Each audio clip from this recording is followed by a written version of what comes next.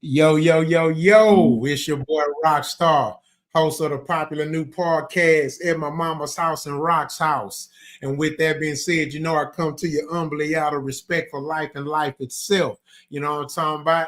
I got my boy Quality in this thing, and you know how we do it. Some of the all-star team is not here. We want to give a shout out to my brother Big Yogi. He's driving out of town, so we want him to be safe on the road. So he will be on the next episode. But out of representation for him, keep calm and fuck with a fat boy. You feel me? And as y'all know, being he always comes in at 9. He's a representation of what it's supposed to be with the black brother, and that is family first. You know what I'm talking about? So he will be in an hour from now or less. With that being said, Quality, let him know who he is, and we can get this thing rolling. Hello there, my famous YouTube world. How y'all doing out there? I am your man, N-A-T, silent E, a.k.a. Quality. Yeah. You know what I'm talking about? Man, Quality, what's been up, dog? Man, chilling like a villain, man. Dude. Chilling like a villain, man. Life is pretty good on my end right now. I can't do nothing but go through it. I know that's right, man. How was your weekend, bro? Pretty good. I'm a sports fan, so the Texans won. Texas won. You know what I'm saying? Rockets, they trying to get on this on the trip, but we coming along. Dang. Hello? Yeah, you can see my little I think you froze, Quality.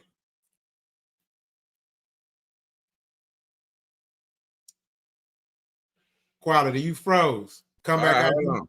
Yeah, come back. Oh, there you go. You back. Am I back now?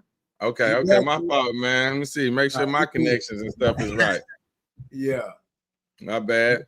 My man. Yeah, man. It's been a pretty good weekend for me, man. Pretty good weekend, man. Yeah, what to say they won, huh? Mm-hmm. I saw a little bit of while I was at work, so I seen Kinfolk in with a few snaps. You know what I'm talking about? Yeah, he doing a little thing, man. He growing on up. Yeah. Shout out to Cuz. I'll be like, actually, he just had a birthday yesterday too. So, okay, happy birthday, little Nate. Happy birthday, son. Daddy love you, fam. Yeah. I'll be at work. I'll be getting like, hey, look, they're gonna cut. Check him out. Look. They be like, for real? I'm like, nah, for real. For real. There he is. For real. You feel me? Yeah. So look here, man. Everybody that's out there watching, make sure you like and subscribe. Click the like button right now. We need to get the numbers up. We got to get to 500 subscribers, then 1,000. You know what I'm saying? To get monetized. You feel me? Until then, we're doing this organically. No paid ads, no paid placements. We ain't out here begging for money with Cash App and all that. You know what I mean? We doing it out the mud. We grown men getting it the G way. You feel me? The way it's supposed to be got. Yes, sir. You feel me? Yeah. I see y'all, Big Yogi in the box. See, I like to call the comment box. I call it the box. And look, I gotta watch his ass because knowing that he's driving, his ass will try to participate with these comments. Y'all make his ass sit down somewhere. Drive that motherfucking truck, boy. Yeah, for real. Be careful on that road, my boy. Yeah, man. Yeah. Tell him I'm gonna hold your comments down, dog. I'm gonna hold them down. Just chill. Yeah. God damn, boy. Apple Show pick the craziest time I want you to update an app. God damn it, I'm trying to get Instagram. Fuck what you They always doing something. Yeah, man. But now my week been pretty cool. Rock King, he's still in the hospital. So, but he improving. We seeing improvement. So that's a beautiful thing. He been resting or whatever. A little bit too much resting. You know what I'm saying? So too much anything. So it's bad when he's not getting no rest, and it's bad when he's getting too much rest. So you get too much, yeah. Yeah, but other than that, you know what I'm saying? He doing his thing, and he getting better. He improving. So you know what I'm saying? So it's light at the end of the tunnel. So shout out to my son. You feel me? Prayers up, y'all. Prayers up. We love that, man. That is a great update right there. Oh shit. The world's greatest nigga in the motherfucking building. Back Hold like up, he man. Hold up, man. What we doing? Mr. Rich Blackman. In this motherfucker like he never left, dog. Ah. Let me put his banner up. Yeah. Nigga got on and paused. You know Rich, man. He just like me, man. We slow with things.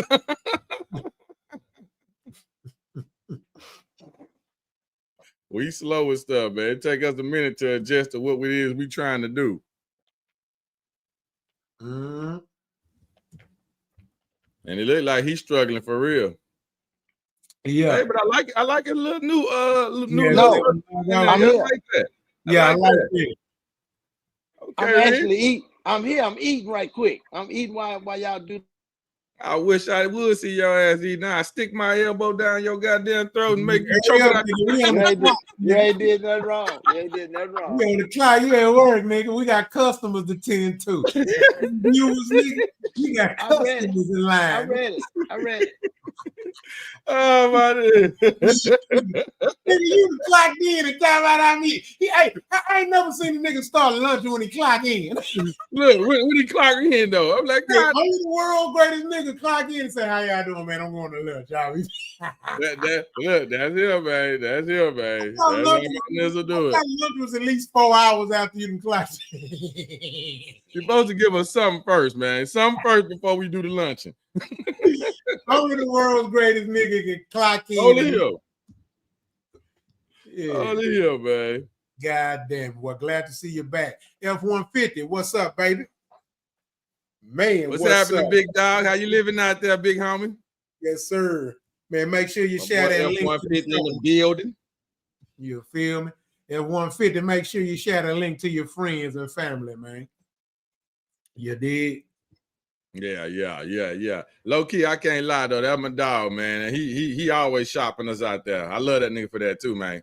Yeah. I love him for that. Already. Mm-hmm.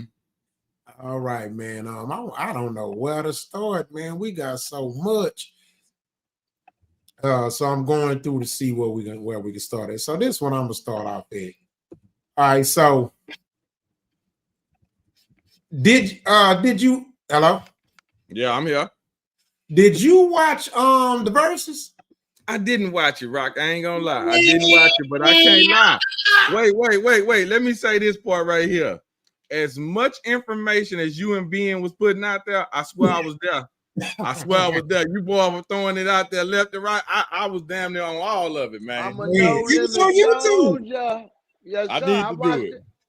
I'm a low soldier though. No, we gonna get into it, y'all. I'm gonna kind of hold off on that particular part because when Ben come in, I want us to really just get into it. Yeah, that's a great idea. Yeah. So, but first, I want to show this, y'all. I gotta show y'all, but he wasn't lit as me. I want to show y'all how I was, bro. Hold on.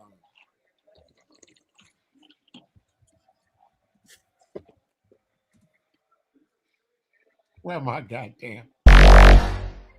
Get on his ass, quality. Mute his mic. I don't want to hear your ass chewing, swallowing, and shaking. Yeah. He over there just a grub, and now he want to cut it off. Man. Yeah, that's why I love him, man. Hey, who did that cover? I like that cover. Who did the cover for the night? Oh, I did. Okay, you did. I like that. That's yeah, hot. appreciate it. Yeah, we over here working, fam. We over here working. God damn. Tell him again, quality. We out here working. Shit. I had to understanding the hustle right now. Man, I had to for this podcast, Ken Folk. This was like, it was, man, hold on. Let me go and show y'all how I was last night, man. Get a little little taste of what you do, Rock. Come on, man. Show them how you get down. Man. Rowdy. We get rowdy. This is ignorant. This is what I deal with at home. What's the concert? Whatever song they drop, I'm going word for word. Let's go. Turn this shit up. So ignorant. UGK.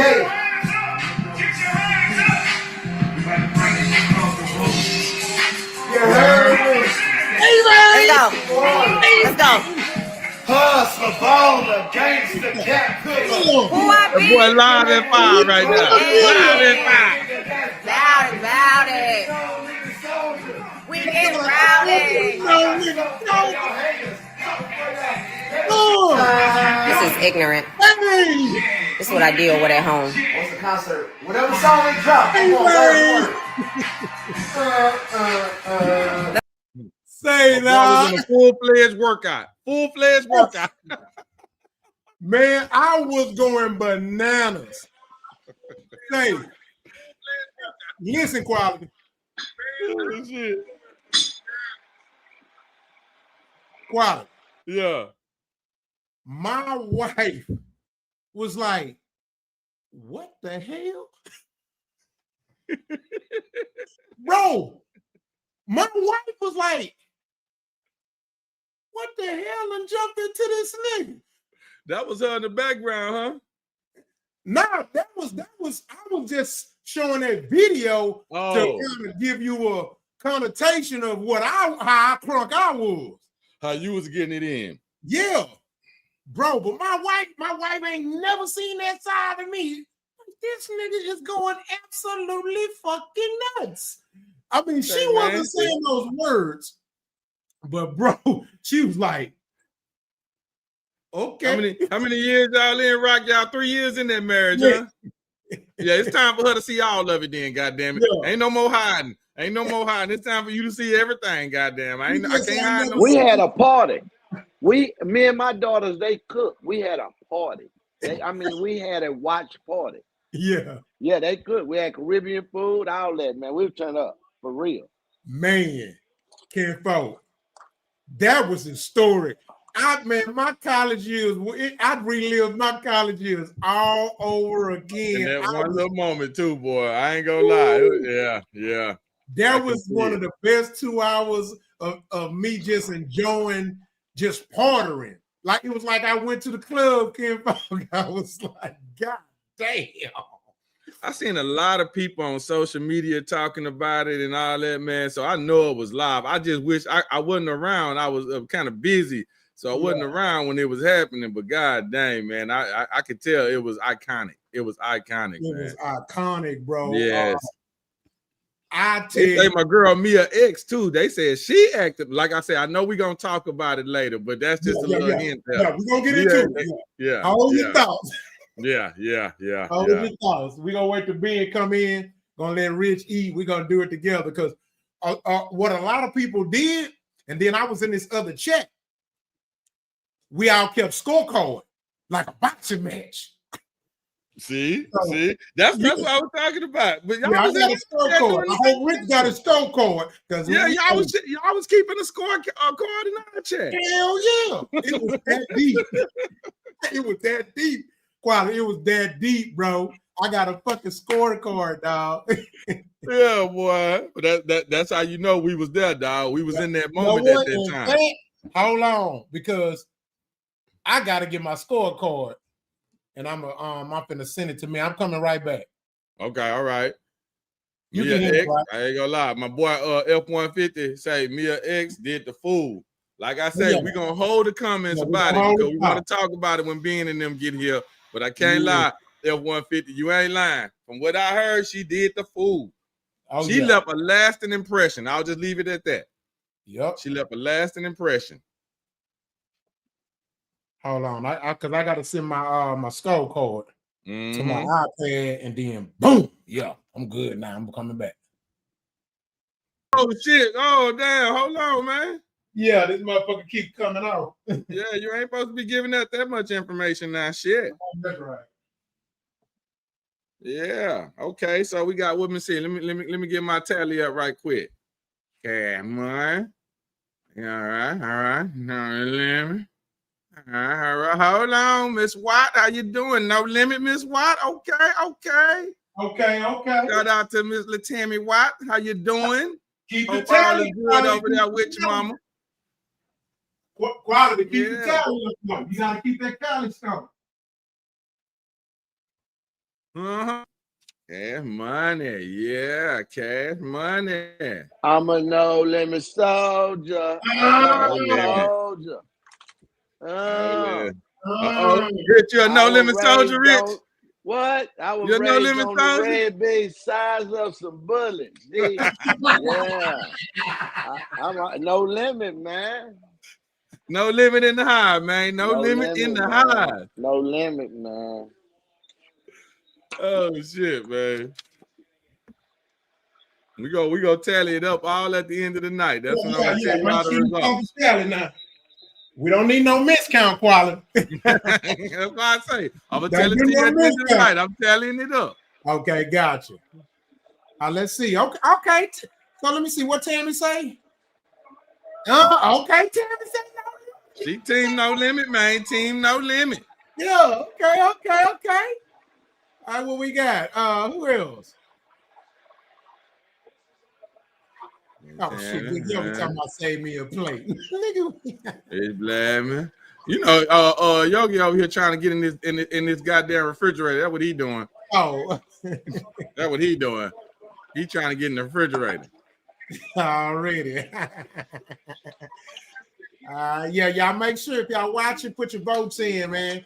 We got Quality agreed to tally it up, and then somewhere in the middle of the show or something after we get on and talk and debate it with Ben.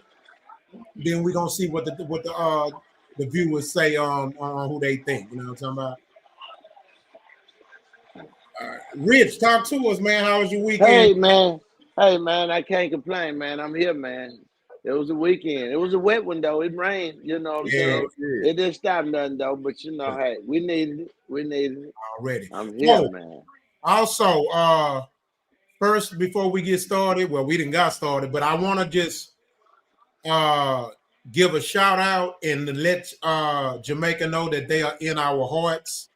Category 5, that's been hit, and you know we just wish the best for them, and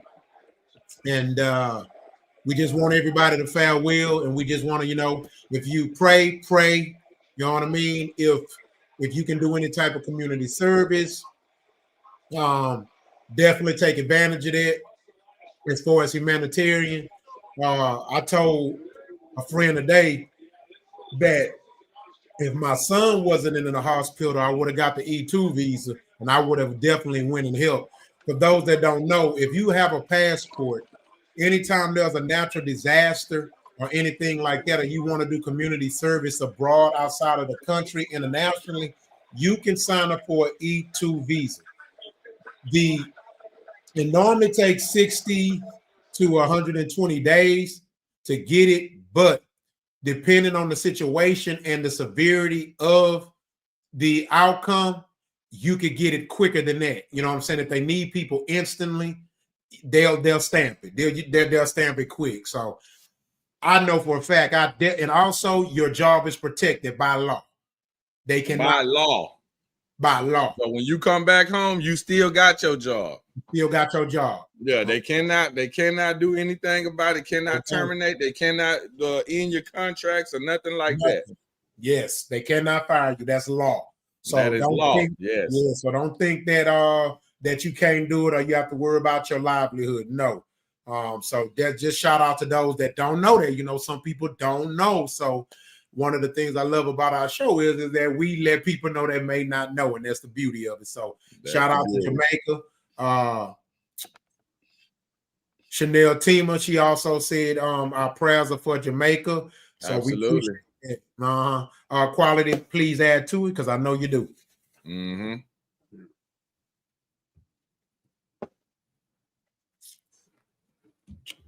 Yes.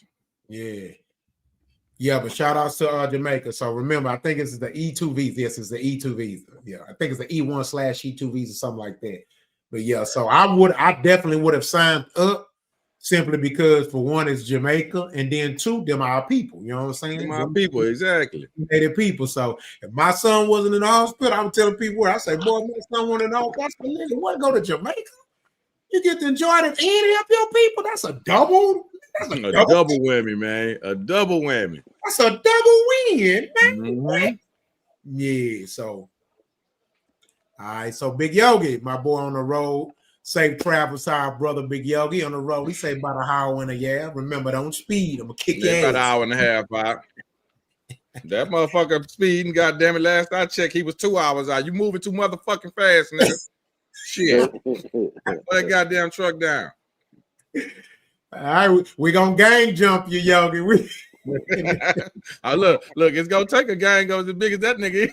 I'm telling that nigga, hey, boy. Look, I've had enough of fighting that nigga by myself. I need help, y'all. I need help. King Kong, nigga. Shit, he gonna smack your ass. That nigga bigger than me now, man. He ain't the little brother no more. He ain't the little brother no more, man. He bigger than me. I'm telling you. Yeah. So make sure y'all like and comment, subscribe. Also, if you are watching, do me a favor. I want you to take the time to do this. Copy the link to the show right now and send it to 3 people. Don't matter if they're watching or not. Copy the link to the show right now and send it to 3 people. Just 3. Let's do it. Let's do it. That's a challenge, y'all. That's a challenge. That's a challenge, yes. That's an easy one for y'all to win. 3 people. That's all we ask. Come on now. Come on now. Take us home. Take us home. All right, and talk to him, fam, while get the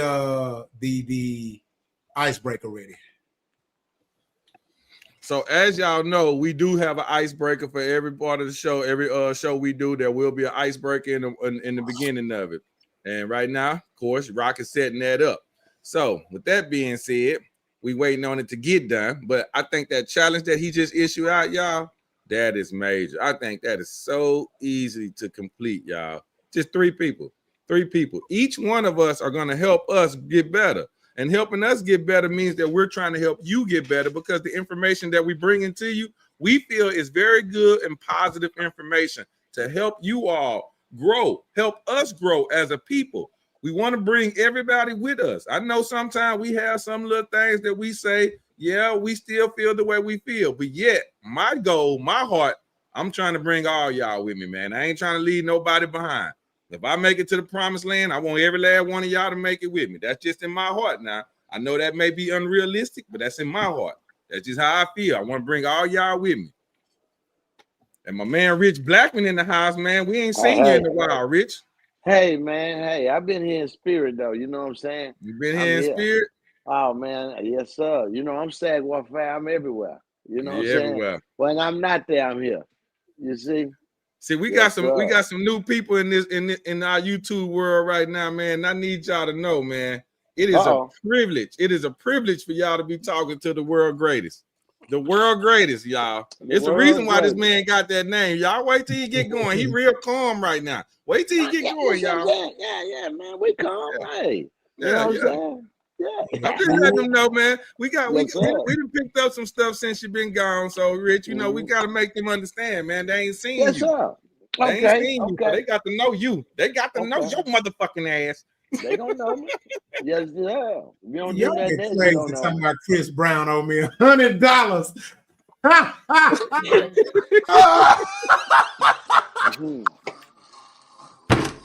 That man, that crazy.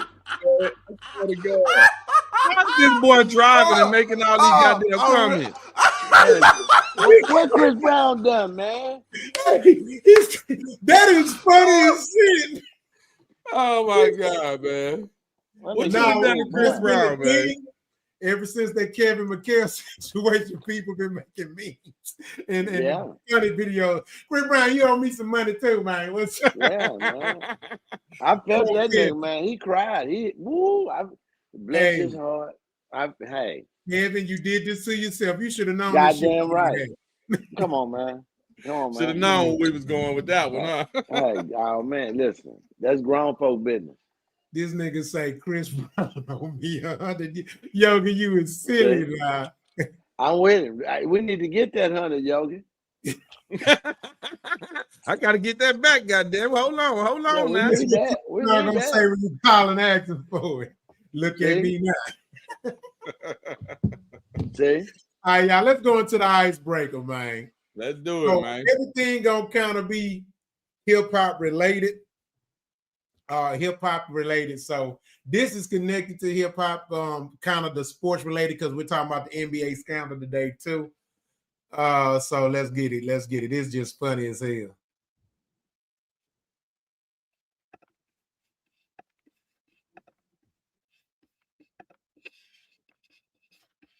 All right.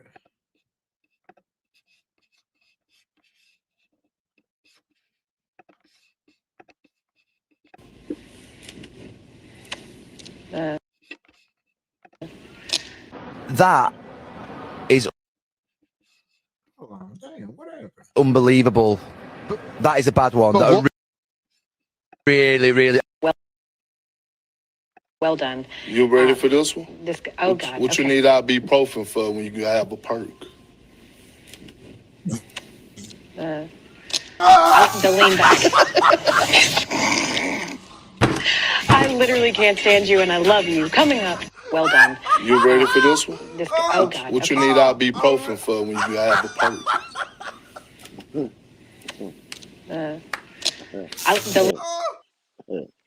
Say. Y'all know I'm old, man. What did he say? Hold on. I see that one, man. Why you need an ibuprofen Look here, bro. when you can have a perk? Look here.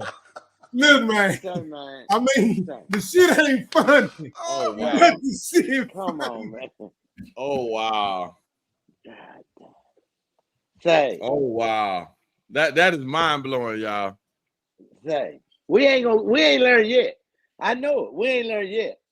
We ain't learned shit from Shannon, P. Diddy, Bill Cosby, nobody. We ain't learned shit. Okay, so let me first of all say this. First of all, me nor no one on the panel condones this type of act. Yeah. But we do condone laughing if it's funny. That shit funny. That man had too much dip on. The shit was funny. He had too much dip on his chip, man. He had too much dip on his chip. Too much dip on the chip? Yeah, man. He told her, hey, what you think I'll be profen for? You can have a perk, baby. You know, that's big perk. I said, goddamn perk. Goddamn. Yeah, she'll be suing him by Tuesday. What's the day? Monday? Oh, yeah, we got one more day. It'll be headline. I noticed, but wait, I noticed she haven't been on the show here lately either. She have not been on the show lately. Guess what? So she might have really been offended by that. They ain't fired them, suspended them, or nothing. Mm-mm. Well, you know, I don't think ESPN, you know, well, I'm not going to say that he bigger than ESPN. But, well, they didn't catch it. They ain't caught it like that because his name Perk. So he got her out. It ain't. Okay. No, that's the only reason why it was funny to me. If his name wasn't Perkins, I wouldn't have took that shit as funny. It would have been real fucked up. Yeah. I probably would have been on here chewing his ass out. Seriously, I would have been like, you sick motherfucker. But man, hey, Perk. That name crazy. I kind of see it as genius right now. See? I see it as a little genius in it, man. Fucking genius, bro. I'm sorry. That did it. It could have went left or it could have went right. It went right. Yeah. It worked. Yeah. It worked. Oh shit, man. I had to Wow. I'm like quality. When I heard it, I was in shock. I was like, whoa. I'm in shock. I'm like, whoa, what do you think? Yeah, he said that. He said he went there. Ooh. Wow. Hey, he got a defense. Your Honor, my name Perkins. What the fuck? They call me Perk for sure. Yeah, you damn near can't argue him with it. You know, it's legit. It's legitimate. Yeah. Say, man. That shit was genius in a way. That's why I say it's low key. It's low key, goddamn genius. It's genius. And look at what Yogi say. The wordplay. Oh man, the word, man. I ain't gonna lie, man. I like this. I like that. Yeah, it was masterful, bro. It was masterful. I ain't gonna lie to you. Yeah. Yeah. Old Perk. Yes, sir. From Beaumont, Texas. Don't forget, y'all, from Beaumont, Texas. He Texas all day. All day. Yep. Let's see what's next. What? Y'all know I be. Y'all, the rest of our panel coming in, y'all. So y'all just be patient with us. They coming. We finna set this thing on fire in a second. Yes, sir. Oh man, we good, man. We got already. You know it. You got the world greatest here. Shit, hey, we can't go wrong. Shit, we can't go wrong. Hey, we like Decepticons. One missing, put another one in his place. They keep going. And keep going, goddammit. That's the name of the game. Yes, sir. All right, hold on, y'all. All right, let's go. Mute your mic. Let's do it.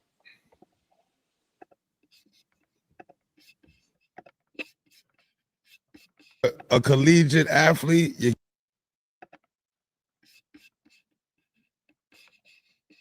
You sit over here as a rapper is crazy to me. I'm nice though. I talk like. No, I get it. No, you are nice. This is the thing. To be a collegiate athlete, your grades got to be in order at all times. What word was that? Collegiate. Collegiate. It's legit. It's legit. I just look that up. Collegiate that's a word. No. I'm just making sure. To play for the team, your academics got to be right. You had bad academics. I just slipping with my grades. Academically, you academically was performing the way you should have been. Get what I'm saying? I was declared ineligible. See, you was fucking off. And that just proves that he wasn't like that. Because if he was like that, somebody doing that work. Oh wow! Yo, am I right or wrong? The fact that you could have been an NBA player, and you sit over here as a rapper is.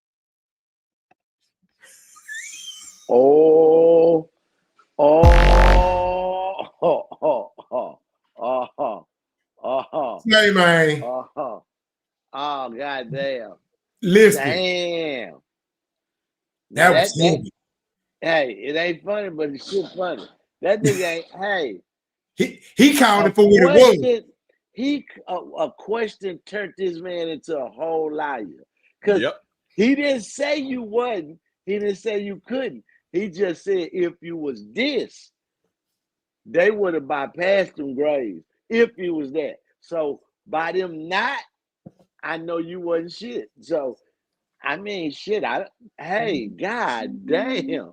And I'm not gonna lie, y'all. Hey, he ain't lying. He ain't lying. If you him, they not worried about them fucking grades. Man, listen, they don't worry about them goddamn grades. They worry about them grades. And look, and hold on. Let me go and add this. I want to say this. I know y'all don't feel it. And to the school's defense, what we're saying, I'm gonna take what I'm gonna assume what y'all saying is what I'm thinking too. They gonna make you smart if they have to. Y'all, yeah. Shit, yeah. They won't lock your ass in a room with 4 tutors, nigga. Oh, okay, yeah, you saying it right there, Roc, because I don't want to give the conception that they just handing out grades. They're not handing them out. What they will do is they will have a tutoring section, especially if you're an athlete. You will have a tutor on your side the whole fucking wherever you go. That motherfucker going with you. That tutor going with you. So that's what they will do. So no, they're not just handing out grades. They're actually gonna make you learn something. You're gonna learn something. Because you got to think about it. Quite enough. Both y'all know. You got curfews, all kind of shit. Yep. There are times you have to be at there. You got scheduled times to be at a study hall, all this shit. Yep. They watching your ass because you an asset. Nah, nigga, yes, we're watching you. We're following you, nigga, because you're an asset. You say they watching everything, not just that one thing. They watching everything you do. Everything. They know, Roc, you an asset. Huh? You an asset. It's what you just said. You are their asset. So they watching everything.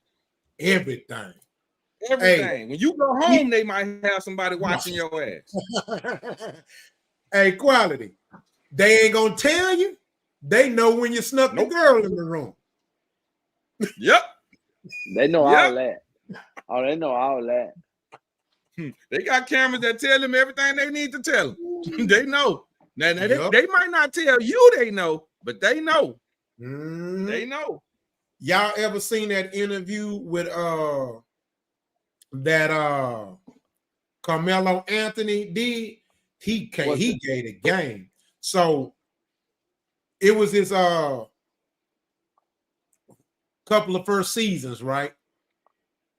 And you know, he was having a hard time adjust to the NBA pro life because it was totally different from college, right? Mm-hmm. And so what happened was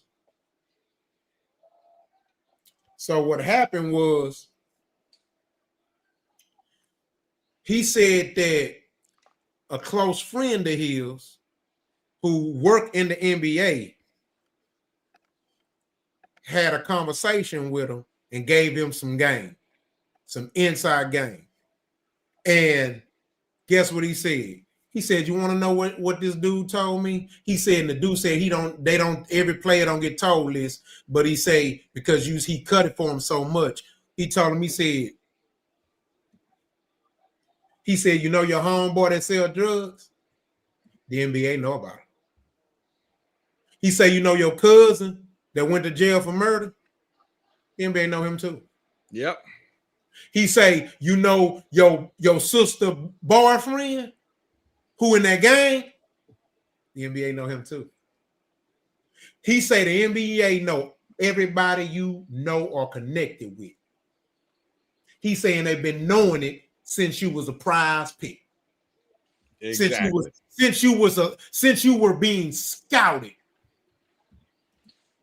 He say they know exactly.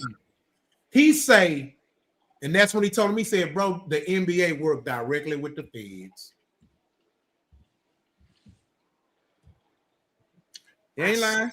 He ain't lying. He ain't lying.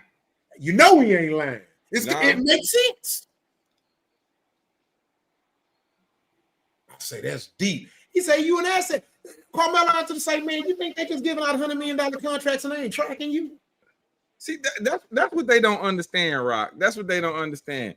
Your child is now an asset, or child, or the person, or whomever. I don't know whatever relationship you play in that particular situation, but you or that child is an asset. So as that asset, it is to their best as a business, and that's anyone that's running a business. To that asset, you must watch it, you must control it, you must be able to maintain it, and it must be able to be beneficial for you to consider it to be an asset. So if it cannot do those things, and it looks like it's going to be derailed off of some of these little stupid problems or something like that, or we'll move to the next guy, because there is somebody that will do it the right way. You can believe that. You can believe that one. Yeah. And it actually plays a big part in if they'll draft you or not, or top pick or not. That's what I mean by they'll find somebody else. There's another guy behind you. That guy can play too. You ain't the only one. Yeah. What they call it, risk versus liability. That is. 100 mil. That's some deep shit. So yeah. So he totally right, man. That's crazy. But yeah, that was funny though too. At the same time, really like nigga, you must want that good. That was deep. It speaks volumes. It speaks volumes right there. Everything he said, that ended the conversation for me, because I kind of was thinking it already. Yeah. If you're talking about that, then you had different type of problems. Yeah, but you know, that's the average rapper. They sell these fantasies and hope you believe, because you can make a right word rhyme. Most of them be lying. It's sad. It's just sad. You really got to take what a rapper say with a grain of fucking salt. Mm-hmm. Yeah, man. Let me see what's next. Wait, Miss Latammy Watt said that so the NBA is the police.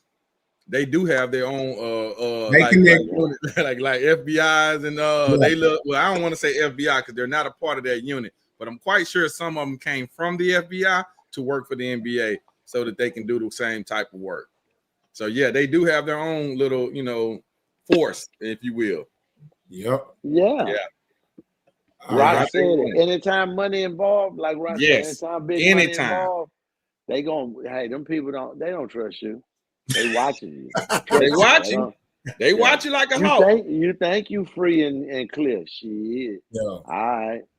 Yep. They know everything. They just don't say nothing. They watchers. They're not they're watchers. They're watchers. Yeah. They're watchers. Is a difference. They're gonna watch. Yeah. All right, so mute your mics. We're gonna go to the next subject. This is good, interesting. I think we're gonna have a good conversation about this. Let's roll. Hold on. Yeah, so we're gonna go into this topic.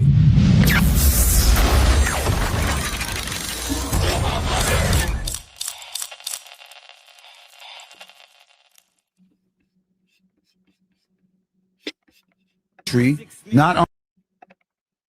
I think there should be any rappers over 40. Once you get to 40, you should just hang it up. How old was he? This person is probably about 40, 45. And what race is he? Oh, black, and a real hip hop fan. See, now I'm gonna tell you something that he doesn't know. Subconsciously, he's brainwashed without understanding that. He is brainwashed without understanding what do you that. mean? What other genre of music does a musician stop at 40? You name it. Not rock and roll. Not rock and roll. Not jazz. Not R&B. Not country. Not R&B. But rappers have to stop at 40. The newest, youngest genre out of all of the genres, now we have to stop at 40. Why does he think that? Because he's programmed from living at the hood that you have to achieve certain things by 40. You have to achieve certain things in your 20s and 30s. Subconsciously, this is what he's probably thinking. All right, so before we get into the conversation, let me explain to the audience that may not be aware of who this is and add some context to it. So basically, the former rapper of the popular platinum group, the Lox, who was with one of the best hip-hop labels in history, Rough Rider, Styles P, was doing an interview with the left-wingest Sassy Man. Anyway, he basically made a comment saying that rappers, if you're 40 and over, you shouldn't be rapping. And Styles P kind of educated them. So let's talk about it, guys. We're going to start off with Rich. What's your thoughts on that? First, the question is, do you think rappers should stop rapping at 40? And you can expound on your thoughts on it. No, I feel the way Styles P, because I was there at the beginning of hip hop. You know, I've been riding with it all my life. You know, I'm in my, you know, I'm well over 40, so, and I still love it like yesterday. Now, what this is the comment.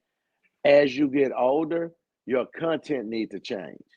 Okay, we still not pushing rocks at 55 now.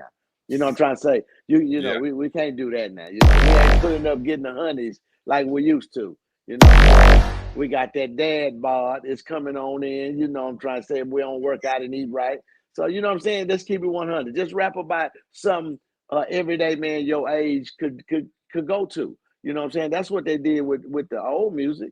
They rapped the age and the time. That's why it's called timeless, because it was made at the time. So, yeah, you know, it depends on what you're going to talk about. But if you're 40 years old and this your first album and you talking about you pushing rocks on the block, I'm never broke, man.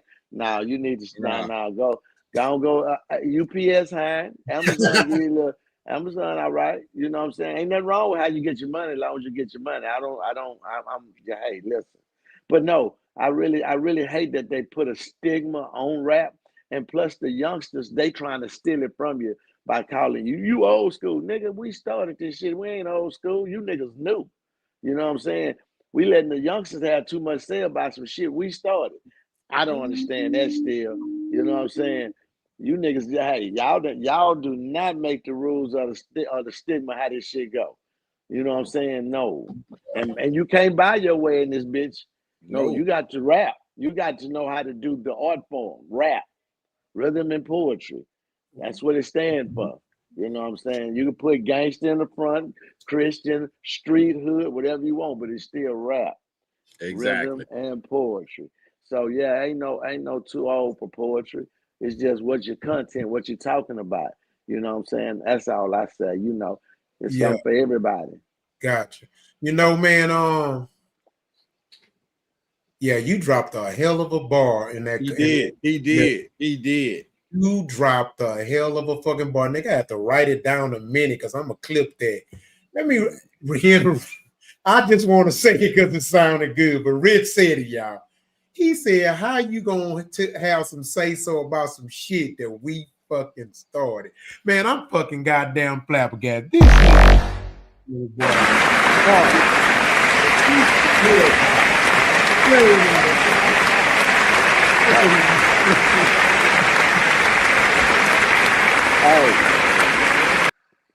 You couldn't have said it no better than that, Rich. You couldn't have said it no better than that. But I can't lie, they come from the heart. That ain't nothing made up. I feel that way. It sounded like when I see them young niggas, I be like, man, y'all don't understand what was going on. What we did to get here. Nah. You know, families looked at you crazy. Why you doing that? Why y'all out there? We took penitentiary chances just for shit now. Hell no. Y'all ain't got no say about this shit. No. Yeah. We the reason you getting that big money. We are the reason. We didn't get it, but y'all getting it because y'all getting it because of what we did, the way we paved the road. Y'all should be saying thank you. Shit, because you know y'all didn't do it. Yeah, ain't that something? You just thought it was there. They talking shit about a building that they live in that we built for. So they acting like talk shit about the building. We built the building for your ass to live in. How the fuck you gonna talk shit to the builder? You know why? They acting like they predecessors. We act like we built the goddamn pyramids. They been here. That's what we feel about rap. We built this shit. Y'all just came here and y'all want to claim it and say, nah, fuck that. No. Yeah. Nah, we built this. Y'all didn't. Let me give an example of what you mean. This is just to the audience and for the youngsters out there. When because you dropped another bomb too that was powerful, another bar when you said you got mute your mic when you oh, I'm sorry. You good, fam. You ain't got to catch camera, Rich. Oh my God. My man Rich. Imagine Michael Jackson still doing ABC at 40. That fits. That's the beautiful example of what Rich said. Right. You still talking about the same shit from 18 at 40. It's unbelievable. I ain't never seen Michael Jackson perform ABC after he turned 21. It ain't right. Our African proverb say, if you think the same way at 50 that you did at 20, you wasted 30 years of life. Your life. Yeah. I believe that. So I try not to ever think like I used to think. Yeah. You know what I'm saying? I try not. They said that. That stuck with me. That resonated. Yeah. So quality. Same question. Just give us your thoughts on it. Give us the answer, then expound on it. Do you think a rapper should stop rapping at 40? I don't think nobody should stop doing nothing, no matter how old you is. Don't let your age determine what you're going to do and when you're going to do it. That's just my personal opinion when it comes to the question. Now, as far as the a little expansion on it so y'all can have it, I agree with everything Rich just said. Everything he just said, man. All you got to do, in my opinion, is you can't talk to me about things that are not on my level. Because certain people have passed that level. Like, matter of fact, Roc, just think about this. The verses, right? The verses took you back to when you was on that level. That was the beauty of it. It made you remember back in that day. But now that I'm done, I'm not that person no more today. But I can still go back there and get it in. I can still go get it in. But when I get through getting it in, okay, it's time to come back to reality because I got to be me. I got to focus in my lane that I am in right now.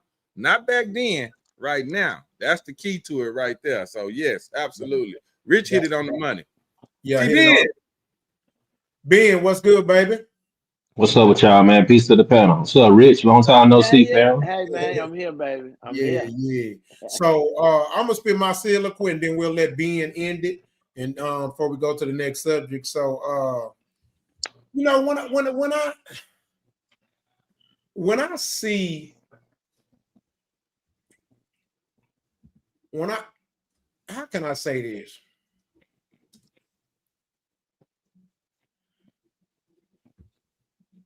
You know, this culture literally single-handedly made Black people a powerhouse, not just on the national market, but on the international market. This culture called hip-hop specifically created more millionaires than any other thing that ever in the history of this country or world. If you ask someone, if someone asks you, hey, what created more African American what created more Black millionaires anywhere in the world? By a landslide is hip hop. By a landslide. And so we talking about a culture that gave us the highest probability of maintaining generational wealth. And then something, and no disrespect to Cash Money, but something happened. We took a real crazy turn when Lollipop hit number one. It took a scary turn, bro. You know what I'm saying? And it's crazy how the one music genre that I think will last longer than any other music genre is now trying to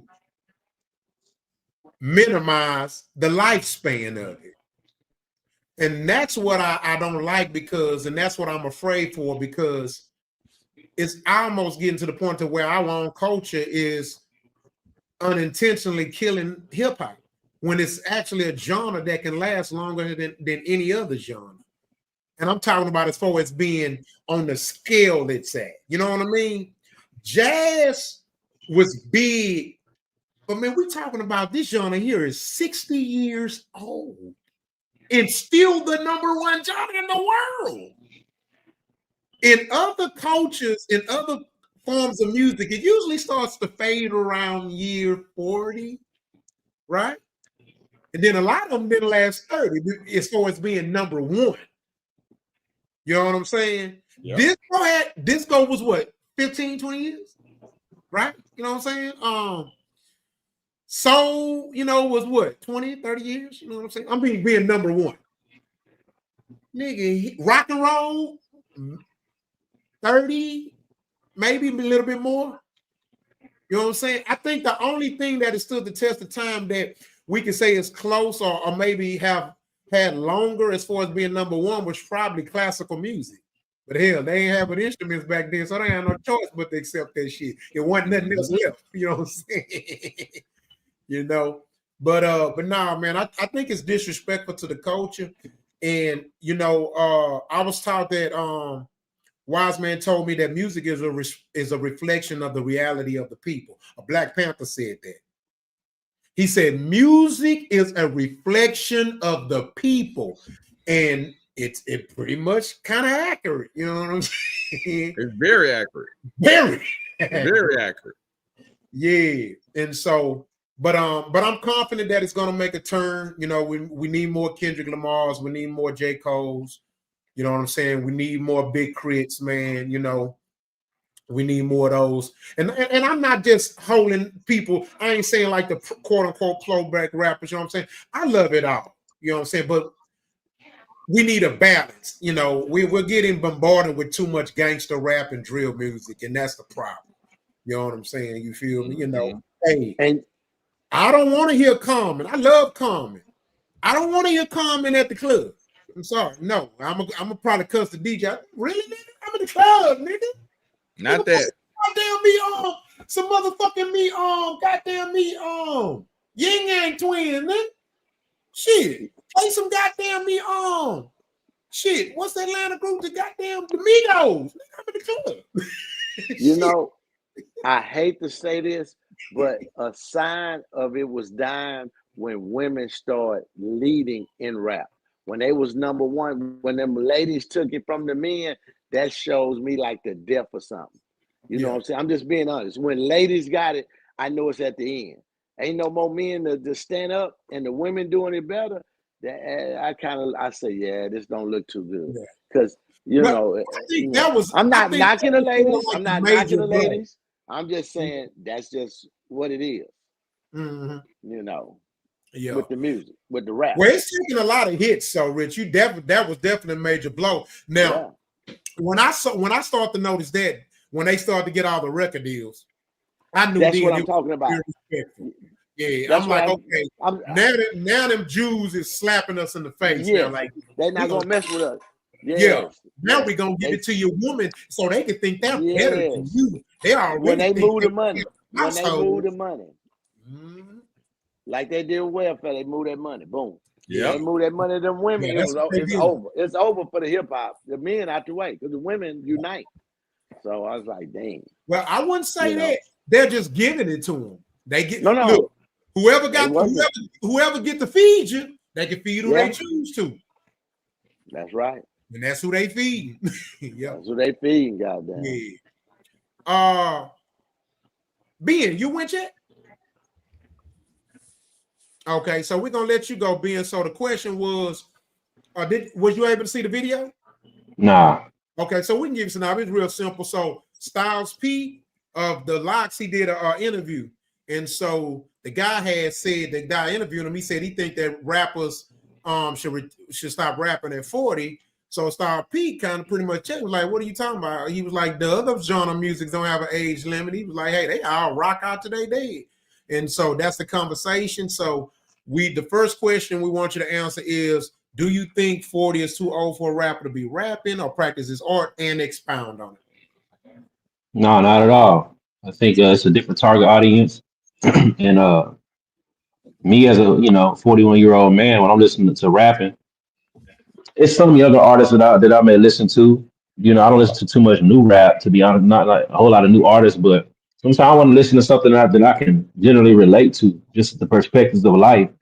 And artists, music is an expression. So now, man, if you're trying to be a rapper at 40, trying to be in the club and having people jam out in the club, that's a different scenario. But if you just expressing your art, man, I ain't got no problem with that. I got a homeboy. We grew up together. When I say grew up together, we've been close tight since 6th grade. You know what I'm saying? And he's still making. I remember he was writing when I was in class, and he made music to this day. It used to be jamming, and it's like, well, you can relate to it. Just the style of his music, what he talking about, just stuff like that, man. So no, you ain't gotta stop MCing when you turn a certain age, man. K Reno still dropping heat. K Reno in his 50s, I want to say. Yeah. Well, close to 50. I don't know his actual age, but I know he at least 8 to 10 years older than me. Still dropping heat. Roc still dropping heat. It's a lot of people still dropping heat, man. Hold on.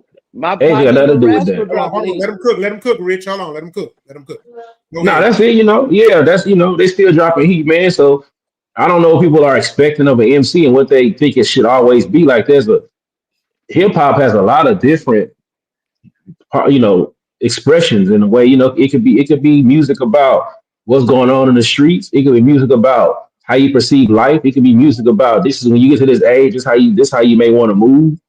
I came from where you was at. Now I'm here. This is the journey. So man, whoever's saying hip hop needs to, now I would say it's dominated by the younger generation because it's always the voice of the unheard, the voice of those who don't have a voice and going through certain things and political type of political commentary, social commentary.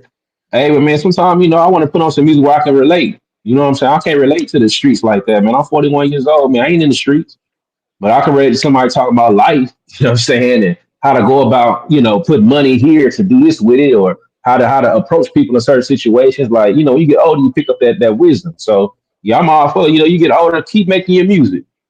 We want to see the how you mature. That's real, man. Because it's like, how you gonna tell an artist that he too old to draw? You know what I mean? Exactly. There's no such thing. Dancer that they too old to dance. Right now, the king of juking is an older guy. I see him. Hey, I'm gonna put this on you too, Roc. This is like acting. As you get a little older, your roles change. You play a different role now. You know what I'm saying? You get a little older now. Now you in that different. You play them different roles in your movies where you expected to play a different character. You can't be the crash out dummy like you was in your 20s in a gangster movie. Now you the one sitting back, kind of directing. Hey, just like Denzel is a perfect example with his Equalizer. I don't know if you've seen the latest one, but his latest one, he kind of like the Mr. Miyagi. You know what I'm saying? He kind of, hey man, this is how you supposed to move. This boom, boom, boom, boom. I can still get out there if I need to, but I'm directing now. This is how you supposed to do that. Yeah. So yeah, man, it's art. It's all art. That's a good analogy, being damn good analogy, bro. Mm-hmm. Yeah, Nick can't be 60 playing the head honcho like He's supposed to no more, man. You the Godfather now, man. You supposed to. You calling the shots, hey man. This what you got to do. hey, it's a show I watch now called Tulsa King with Sylvester Stallone. I love the show. Yeah. And he he was out there doing his mob thing when he was younger, and they talk about his history. He a little older now. He calling shots. He getting the field every now and then, but he the one directing. Back then, he was the one doing all the grunt work. You get older. Yeah. No different in hip hop, man. I still want to. Nah, I'm still jamming some Nas. Kendrick Lamar, he closer to my age. He a little younger, but he talking about family. You know what I'm saying? Like I'm with that. I ain't trying to always hear about clubbing and talking to this woman. And I don't live that life. You know what I'm saying? So I ain't there. But I feel like I like hearing rounds over a record. With the beat, I like to bob my head. I want to bob my head to something I can relate to. Yeah, man. That's some real stuff, man. And then, like I say, man, I mean, it's kind of hard not to go back to what Rich was saying. You know what I'm saying? And sadly, like, how you gonna tell us about something we created? You know what I mean? Like, it's so disrespectful. Right. You know what I'm saying? Right. And here's what I noticed too. And this, because sometimes I had a discussion, and when it comes to me, being, to the YNs or whatever, when we have conversations about music or whatever, and I'm like, nah, he trash. You know what I'm saying? I tell him, I'm like, 21 Savage is trash. What the fuck you talking about? Kodak Black is not a GOAT. What the fuck you mean? And so the first thing, oh man, he just old. And so then, but they'll sit there, they don't like no. I'm gonna say this. This is the first generation in hip hop culture that I've seen simply don't like people just because they're not in their generation. And so what I would tell them is, and this is how I know we're in a fucked up situation right now with the mentality of some of our youth. My mother's mother liked, I'm gonna say this, my mother and dad liked their parents' music. Me and my siblings liked my parents' music. Now watch this. My mother and dad parents liked their music. My parents liked our music. My kids liked my music, and I liked my kids' music. But this, they hate anything that ain't in their generation. And they think, and the sad part is, they think we hate all of their music. No, we don't. Y'all generation got good rappers too. YBN, Corday. You know what I'm saying? This new generation do got some great rappers. The dude from the West Coast, you know what I'm saying? They just simply don't like nothing that ain't in their generation. And that's how I know where we have a problem at. There's a serious disconnect. And I think it's a level of hatred. You know what I'm saying? I'm talking about as far as musically, not necessarily from a people standpoint, but there's definitely a disconnect there. You know what I'm saying? Shit, you can't tell my generation shit about no Zydeco. We wasn't born when Zydeco was out. Shit. Nigga, we love some Johnny Taylor. Hey, I got stories about JT, man. I met it when I was a little. I got stories about JT. We'll talk about that later. Hey, I know one thing. In the South, You can go to a juke joint and it be all generations in that mug. And guess what? They'll play music from every generation because we all liked it, good music. It don't matter if it was our kids' music, or our parents' music. But somewhere down the line, this new generation, they just want to hear they shit. Y'all got Bro, man, you know how I got on listening to Tupac, Snoop, my mama. My mama loved Tupac. Square business. You know, my mom from LA. I was born in LA.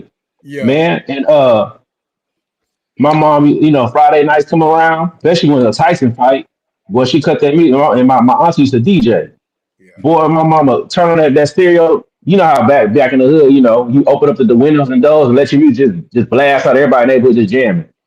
Yeah. Pop, Snoop, whatever she felt like playing. So yeah, to your point, they respect the music from the generation, after them. Hey. Yeah. So, yeah, it was the grandparents that went fooling with it. No.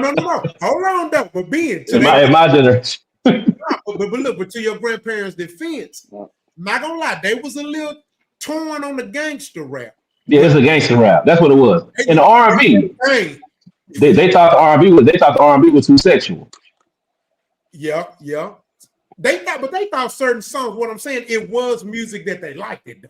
Absolutely, that's facts. Yeah, Boys to Me, and you know what I'm saying. They was listening to Boys to Me, and yeah, you know what I'm saying. Yeah, Good child, you know what I'm saying. Yeah, yeah, they liked it something. You know what I'm saying. Mm-hmm.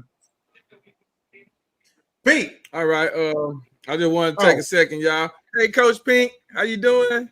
Hey, love. You okay? How are you? I'm good. I'm glad good. to see you. Glad you came in and hang out with us. Thank you so much. Yeah. Thank you for having me, fellas. Okay, we ain't know if you was up on the topic yet, so that's probably why we ain't came that way yet. We ain't know if you had seen that topic that we was talking about. It's all good. Okay, all right, so Pink, the topic is, do you think rappers should stop rapping at 40 and expound on why not? Absolutely not. We need to have rappers back in 40 because, as Ben was saying, I think we need all generations to collaborate because not everybody wants to just talk about killing if you really haven't lived that life. So many of the youth talk about killing this person, killing that person, and probably haven't even done it. Whereas the ones 40 and above have actually lived through it and have some of them are still here to talk about it. And you could actually understand the music better. I like a lot of the music. For me, I listen to music by beats before I could understand the words. And if I could hear the beat and bop to it, I'm going to listen to it. I'm very open and versatile to music. But as you were saying, our generation, the younger ones are not. But I do believe there's no limit to your skill set. If you can still flow, then you should still go. There you go. Look at you, rap. I still got it. Yeah. Dropping bombs. Bars. Dropping bars. That's right. Hold on, one of these. You know what I'm saying? Yeah. Yeah. They don't know about that south side. They don't know about that south side feeling. Hold on, man. All right, so check this out, y'all. I got a perfect segue, though, right? I'm going to flip the script a little bit, just a little bit, but I got you. Mute your mics. Watch this.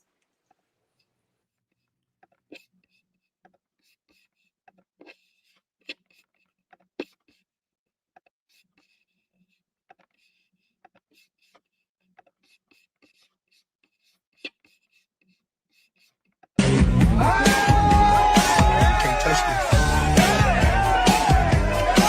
Can't touch this. Can't touch this.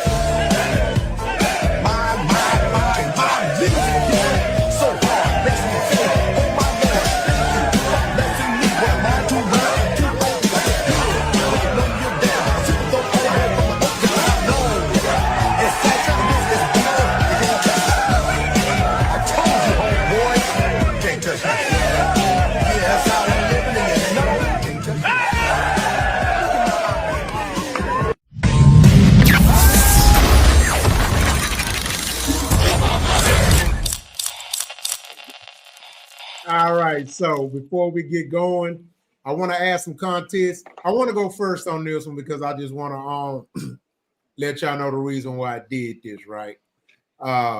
So first of all, shout out to the guy.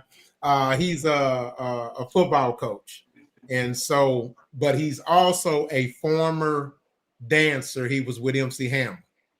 All right, with him his whole career. I'm talking maybe 15 years. You know what I mean? So Hammer had a nice little career. So the reason, first of all, I want to commend him, right? And he's definitely one of them people who I look at as somebody that's, somewhat of a hero in retrospective to the topic of conversation that I want to talk about. Now, when I say I'm flipping the script on the subject, right? So we just had a conversation about should rappers stop rapping at 40? And we all in agreement that no, you do what you love. This is an art. This is God-given. You do what you do. Now, I want to flip the script though. The reason why I am so in awe and why this touched me so much is because one of the problems that I've seen in the hip-hop community is this. And I'm talking about just in Houston. A lot of these rappers that I started off with, a lot of these rappers that got way farther than me, got way more known than me, was way bigger. They not that no more. Right? And what kills me is to see some of these rappers to this day. They are so addicted and so selfish to them, their kids and their loved ones, to where they just can't let go of this title. They won't get a job. They won't just go find something to do. Look, man, everybody had a time now, right? Look, man, if you only got so far, you only got so far. I think it's a time when you should know to let it go. You can always lay a record, but when you take it so far to the point to where you put your livelihood in jeopardy because you think you too fucking good to work because I'm MC Slaughter. Yeah, I'm MC Killerball.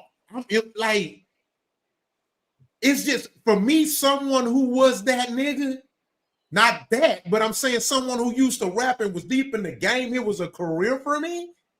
I was paying bills with this shit. That was my job. It just blows my mind how some overgrown ass men just don't want to fucking grow up and just, hey, look, man, go work for the city, bro. Go get, hey, the light company has some. So I just want to know what y'all thoughts on that and expound on it, because it done got so bad and it done flooded into the new generation that where now a nigga rap, he don't even want to work because his mind on being a rapper. And it's like, hey, nigga, you gotta go get a job or something to him, a nigga. Like, shit, you know what I'm saying? But I don't want to keep going with it. Y'all get my point. Who want to go first on this? I'll jump in there. So let's first of all, let's do this here. Let's recognize the maturity level in which we're dealing with the particular person. So that's going to be your first issue right there. That person has to be mature enough to understand that the money don't come right now. It's going to take time. It's going to take time. Just like it took you time to make that project, it's going to take time for you to, collect off the project, if you will. But then the other situation we have is sometimes, and I'm going to say the bad part about us, as a panel, we look at a rapper and we tend to think that they are $1 million people and all that there, but it's a lot of them, y'all. It's a lot of them that don't get to millions. They don't make it to millions, y'all. Like the industry will have you to believe that these guys got these cars and this jewelry and these houses, and that stuff don't be theirs, y'all. Some rich man owns a lot of the stuff that they're out there claiming to be theirs. It's not theirs. Therefore, if it's not theirs, they have no value to them other than to just It's as simple as you would say a prop in a movie. That's what it is. It's a prop. It's not. It don't belong to you. It ain't real. It's a prop, and it's for you to look good at this particular moment. Once that moment gone, so is that prop. It ain't yours. It don't go with you. You can't sell it or make money. And you got a few that will have certain things. But then think about it. If you're looking at cars and stuff like that, a lot of those things don't hold value as they go on. So, like, unless you're doing something different, and I mean, there are, particular moments where you might have a difference in the situation, maybe like an antique car or something like that. But if it's cars, they just, certain things don't hold value. And us as people sometimes don't look to buy things that do hold value. We look for the what you would call, what I consider society wants and needs, stuff like that. I don't have that, so that's just me. I just believe that they don't understand the value of what that dollar is and how to make that dollar make money for themselves. Got you, man. Good shit. Coach Pink. So after watching the video, and me just kind of opening up the topic of discussion. So what's your thought on rappers and them not wanting to work or whatever and just be the man they need to be until it pays off, or just not wanting to let it go? Because again, to this day I know rappers that have enjoyed fame and or fortune, and then when it goes away, they just rot. You know what I'm saying? They keep thinking that the next song they put out is gonna get them back on. That's not funny, but damn, man, it's sad to see though. So, what's your thoughts on that? And also, we ain't here to protect nobody's feelings. This real. I know. I didn't hear at first what you was talking about because I had to refresh it because I lost you. But based on what you just said right now, first I would like to say that I don't believe that rappers, before they sign on the paperwork, that they're truly educated on the possibilities, that they are not, it's not a 50-50 chance, and that may not even be a 50-50 chance that they are not going to make it all the way to the top. Some, like they were talking about, some don't make it all the way to the top, and it's a hope and a dream that you make it. It's like winning the lottery. You got to play until you make it. And when you have that mentality thinking that, hey, I don't have to do anything because I'm that nigga that's gonna make it, because they have that mentality thinking, hey, I'm that nigga, I'm finna do it.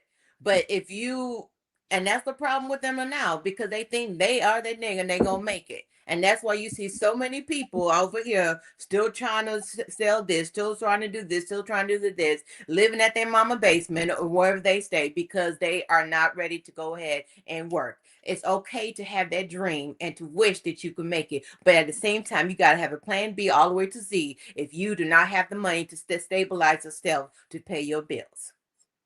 Man, because they're not properly educated to know, hey, yes, while you are working on your record to make it, there's not a chance, there's a possibility that you may not make it. So in the meantime, you still got to have a job to help pay your bills until you make that break. And there's a chance that you may not. So if they're not fully educated, they're going on a hope and a dream. Yeah. Now, we're gonna move it to Ben, and just to add the context to it. But again, you already know what the topic of discussion is. When I think about what Coach Pink says, and I kind of reflect on it, man. Man, parenting is really a strong thing, and it's so, and it really sucks when we always have to go back to that. But if it's the reality, it is what it is. I remember my grandfather, when my mother was telling my grandfather that, your grandson can rap, huh? And this was young. I was young. I was a little kid, maybe 10 years old. And I'll never forget when my grandfather had asked me, he was like, okay, yeah. And he was like, so he said, what you want to be when you grow up? I said, a rapper. He's like, okay, that's cool. Cool. He say, what else? I looked at him and said, a rapper. He say, what else? I say, rapper. He said, nigga. He said, my grandfather was raw, bro. He was raw. He say, no, you need a bag up playing, man. I'm like, Oh, excuse me. Like, oh, and I had to think, when I was 5, 6, 7, yeah, I wanted to be a policeman and stuff like that. But then, as you get older, it changes who you want to be. I was seeing police shit and I stopped wanting to be a cop. So always need a backup. Always need a backup plan. You see cops, they make you change your mind. Like, did he just beat this nigga up? No, he did that. But my grandfather said something that stuck with me, and he said, "Son, let me tell you something. You better." He said, "If you find more than one way to make $1, you'll never be broke." And that shit hit me, bro. He knew I didn't understand it then, but he knew that at some point that would hit me. And he was saying, and he also said one thing too, and then I'm gonna pass it to you, Ben. You know what he told me? He said, "Let me tell you something, son." He said, "Until you can pay bills, eat, and survive off of it, whatever you're doing is just a hobby." That part. That nigga, yes. I was on the 10. But it rolled with me all the way till I end up signing and everything. But I always knew, hey, my grandpa told me, nigga, yeah, you cool. Even when I signed, hey, look at it, nigga, don't you, nigga, see, hey. And I was in college. I was in college a year after I signed with Rap Life. You know what I'm saying? And I still stuck with school. I got my degree and everything. And shit, Jalen used to love me for that. I was like, I like this kid. You know what I'm saying? Like, because I remember my granddaddy Chief, he had told me before I signed, he said, "Look, bro, you signed this paper, you can't sell drugs, dog. So you need to stop that shit." And so I stuck to it at least for a little while. You know what I'm saying? But you feel me? But I had that heart. It was my ambition. So, but I stayed in school and I still will work and everything. I quit the job when I end up going on tour with them and stuff like that. I was eating, so but I still always had that work ethic, bro.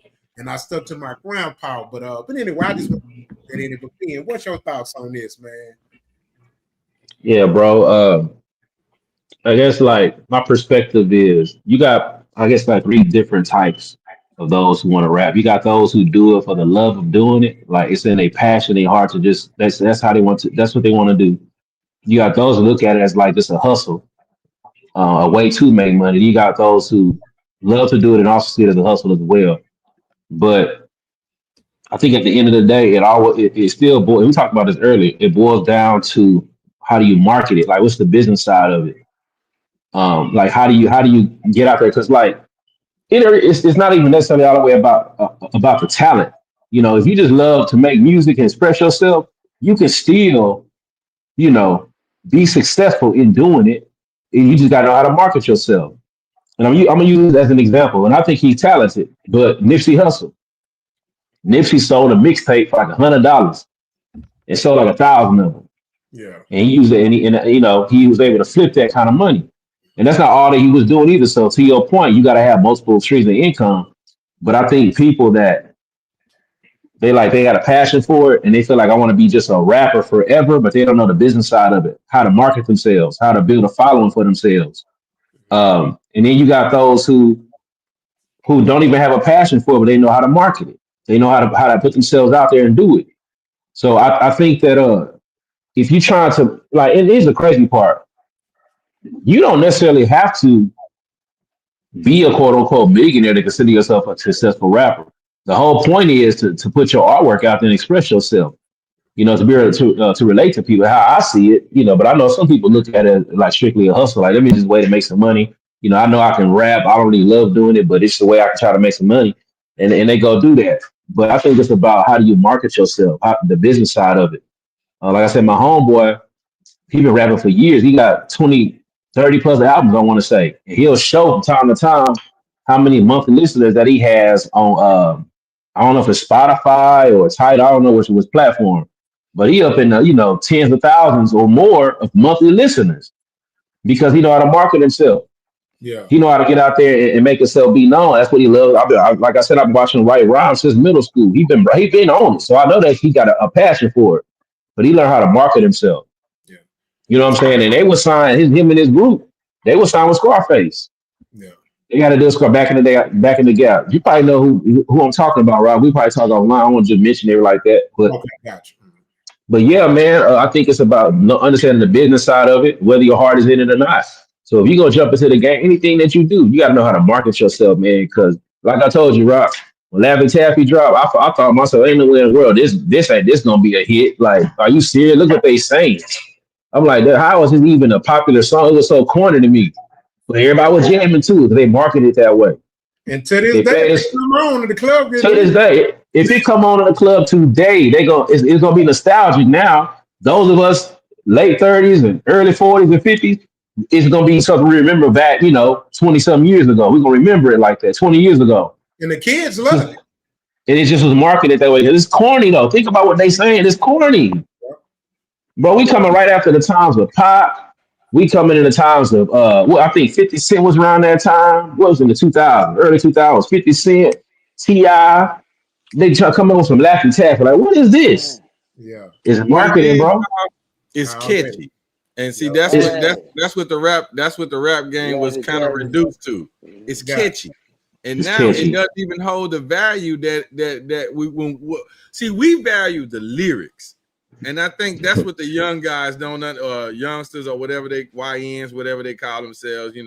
We value the lyrics. We want to hear what you're saying. We want you to talk to us. Don't just come in here, mumble. I don't understand mumble, man. Come on, you got to talk. Clarify these goddamn words. I need to know what you're saying. And when Laffy Taffy came, that's when it's like y'all say, I knew it. We was going in a really bad direction. And then even Rich hit on this here when the women, I think that was Rich that said it, but when the women started dominating the industry, and no offense to any woman or nothing like that, because women are very, very talented. So I'm not saying that, but when they dominated the industry, you could kind of tell where we were going with this particular product. Now it's not necessarily the same. And look at today, it is not the same. All right, so Rich, let me ask you this, Rich. So come on. Like Ben say, it's all about marketing and how you market yourself and everything like that. So let me twist it a little bit. So this is the question I have for you. Let's say whatever happened in your career happened, whatever didn't happen happened, and basically the fans in the industry moves on. Your career is over because everybody's career has an end date, right? So what are your thoughts on the rappers that do get to that point and they just refuse to go back to living a normal life? Don't want to get a job. What's your thoughts on that? What's up with that? Because you in a city where we see a lot of rappers who they just ain't got it no more. They can't sell a record and they just don't want to get a regular job or whatever. What's your thoughts on it, man? Man, man, hey, I hate us sometimes, man, because we do that, man. Like we were saying earlier, man, you got to know, you got to put an expiration date on. Everything has an expiration date. You just have to stop at some point. You know what I'm trying to say? If you start rapping and your son was 2 and your first album come out, he 21, he at the club with you at the release, I think it's time. You know what I'm saying? You gotta look at it. But it's Houston. You know what I'm saying? We in a big city. We living in a time right now where everything is messed up. It's no rules. We don't have no gatekeepers. But I use Houston because it's like that everywhere. The whole game, the whole country just it's messed up. Even New York got more of them than anybody. Man, I don't know what's going. I want to get a job. but hey, well, let me ask you. Go ahead, Ben. I'm just real quick though, because hey, I see the other side of the fence. To them, that is their job. Even if you got your own business, right? If you treat it like a job, you'll be more successful. If you treat it like a job, right? Instead of a hobby or just a hustle, treat it like it's your actual job. Like you got to be your own boss, set the rules and the schedule, the daily tasks like you would do at your job. You just got to front yourself instead of the money. The money gonna come after you do the work. You know what I'm saying? So they view it as their job. I just think that people don't know how to properly market themselves and don't understand business to be successful with it. Now I agree with you, but again, I gotta agree with Rich. That still doesn't stop the expiration date. Marketing can only do so much for some people. Some Do you people think? are over being. It So let ain't, me ask it you. ain't no Let me marketing that can save some of these niggas. let me Not let me say this. Do you think so? So expiration date meaning like, so we just talked about, hey, how old, should you stop rapping? So if somebody want to keep rapping, as long as they got the passion to do it and they understand business, how is the expiration date on it? I agree, Ben. I agree. okay. So I can answer that. I can answer that. Why I said the expiration date is we're talking about the ones that's successful, that's already getting a living off their catalog and stuff. They could keep making yeah, music they can do that. because Yeah, they're living off of it. What yeah, he's talking about is the ones who not eating it, who baby mama Okay, don't do shit, yeah, who I life got you. about to get turned out and they keeping it real because they Yeah, I still got you. in the cipher. Now, my nigga, I get it too. it's I time to get it get now. out the Yeah. that's cipher what. Yeah, There's and a go and get it difference. together. Yeah, there's a Yeah, That's but yeah, difference. all. I'm just see, saying, like you know. Slim can do it because he love that Yeah, he yeah, still don't eat. yeah. But Like Slim, he can keep dropping. He eating yeah, off of it. It but makes sense. yeah, Yeah. I'm gonna say this. Don't let them age you out the game if you already in the game. Yeah, But if you yeah, I got young you. and if yeah. you Some don't of fight these, with them young boys for no yeah, fight. some of these cats just didn't. It didn't pan out that way. You know what I mean? Yeah, And let me say this to them, because I want to give them motivation, right? We're not talking down on you, y'all. We're Nah. not. Okay? Look, I gotta have one double wood. See? Yeah, it's okay. I make good money. See? My kids ain't wanting for shit. I can travel whenever I want. So I guess that's my point. Like, it's life after rap. Yeah. It's life after acting. It's life after, sometimes some things have their season. And I'm gonna say it like this. Ronald Reagan was a popular actor. He ended up becoming the president. Hey. that's true. You see what I'm saying? Yeah, Arnold Schwarzenegger too. He went into politics. See what I'm saying? It's greatness. If you're great, you can find greatness in more than one thing. hey. You know Donald what I Trump, mean? businessman. So let me ask you this then, because there's a reason why people can go to their 30s or 40s and never be known for rapping, or they can reach their 40s and decide to start rapping, or they can be sticking with it for their, from adolescence up into, mature adulthood.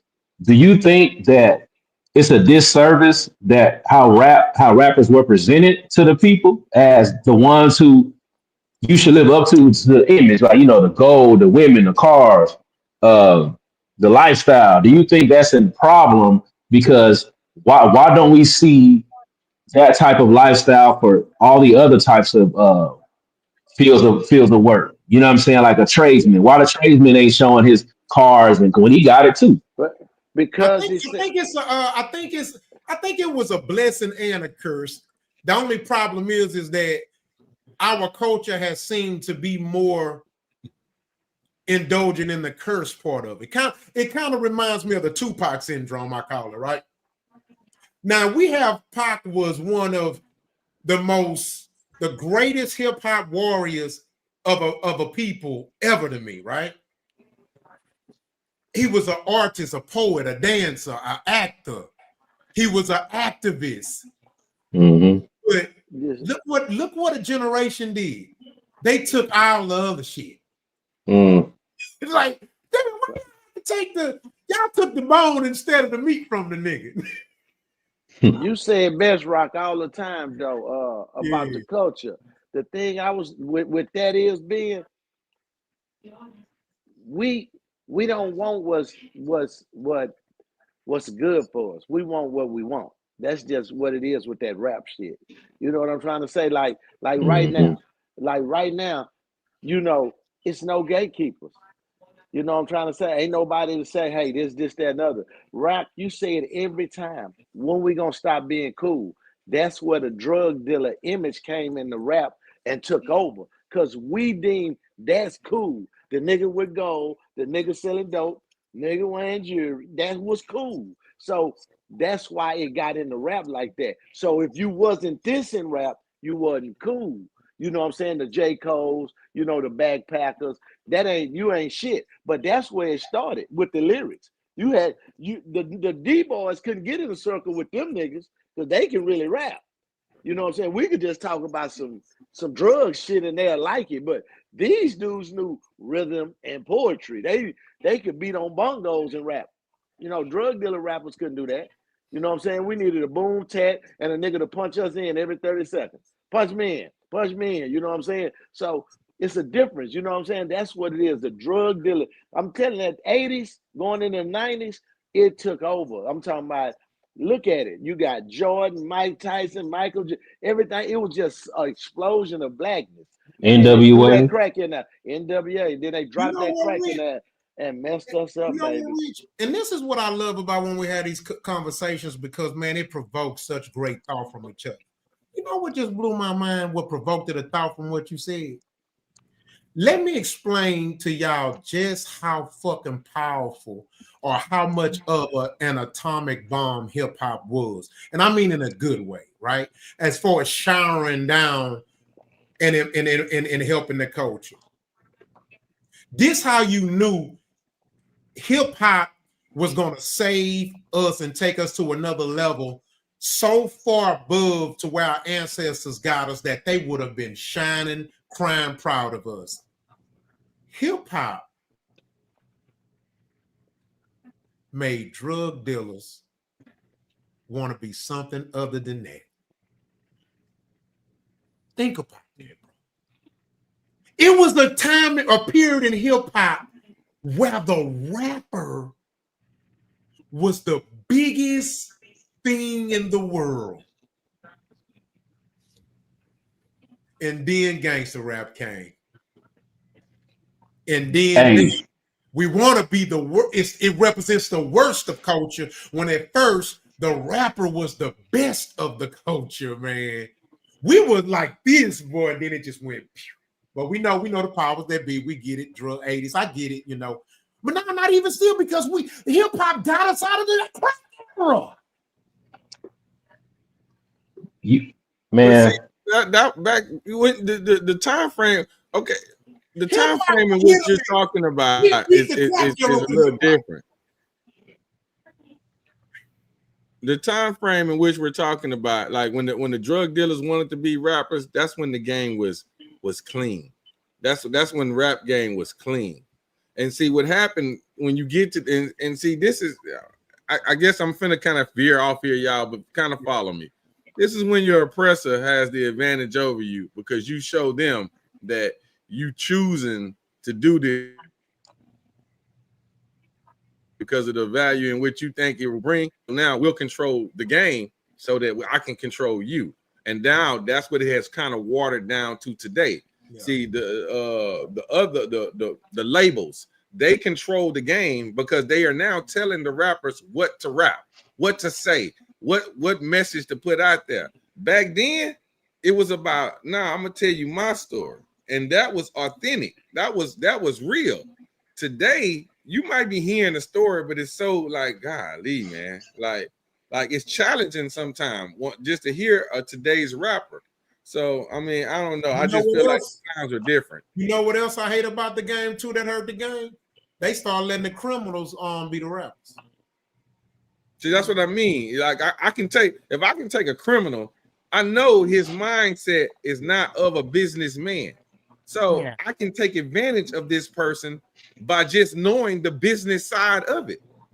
See, they took that person out. See, your MC Hammers and your EPMDs and all. See, these were guys that knew the game along with knowing the actual business of it. They knew the business and the talent and the game. They knew how to do it all. Okay, I can't let them stay here because they too smart. Phase them out. I need that criminal that don't know shit. And all I can do is tell, hey, I need you to talk about stealing this and doing this and killing this and doing that. And now that's where we're at today. That's where we're at right now. Now watch this. Gone. Yeah, now watch this, Quality. I want y'all to hold y'all thoughts because what he just did he set me up for the perfect segue. Hold on, don't go there yet. Don't go there yet, Rob. Huh? Don't go there yet, because I want a point. You may said something earlier that made me think about something. Okay, yeah, go ahead. Yes, sir. No, Yes, sir. don't segue to the next topic yet. Okay, go ahead. We'll do it after you. All right, so it brought me back to at what point in time did the switch occur, right? Like when do we go from the fight the power, you know what I'm saying, like being like the voice of quote unquote against the system, you know, at that time, to like switching over to what we consider the cool. And I think so. This is what because I'm trying to I dated, you know, I was listening back to in my mind. So one of the coldest songs for me from Doc was Dr. Dre, and one of the coldest beats was on Let Me Ride. That was one of the coldest songs. But on that song, remember, I think what this one of the lines I think the switch became when he says there's no medallions, dreadlocks, or black fists. He was like, it's just that gangster glare with gangster raps. That gangster glare, gangster raps, that gangster ish make a gang of snap, something like that, right? Mm-hmm. To me, when you say that over and over and over again, now your mentality switches over from that black pride we've been talking about to more about the gangster lifestyle now. I think that was like one of the first most popular songs at that time that made that flip. Yep. So now everybody idolizing that gangster. Remember, Pac came out with the Black Power when Pac came out, and he made that switch too when he got with Death Row. Remember, Me Against the World wasn't about gangster like that. At all. Yep. Now we're gonna go to Rich, y'all, but we're gonna go to the next topic. We can go all day with this. Rich, you want to respond? I'm gonna be too long-winded. Go to the next one. I'm gonna be good. Okay, that's honesty at its best. That's honesty at its best, goddamn. Hey, I don't know what's going on, but Rich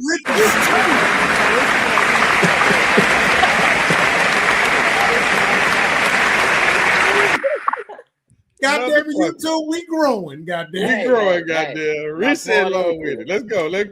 Mute your mics, man.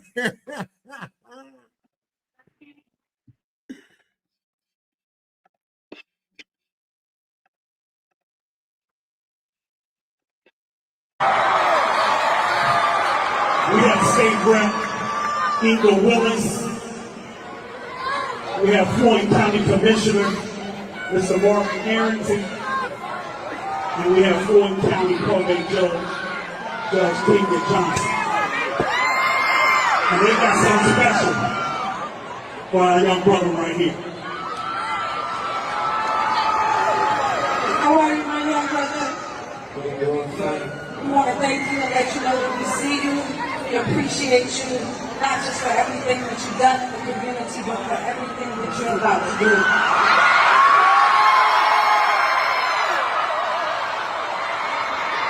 We want you to know that we recognize the power.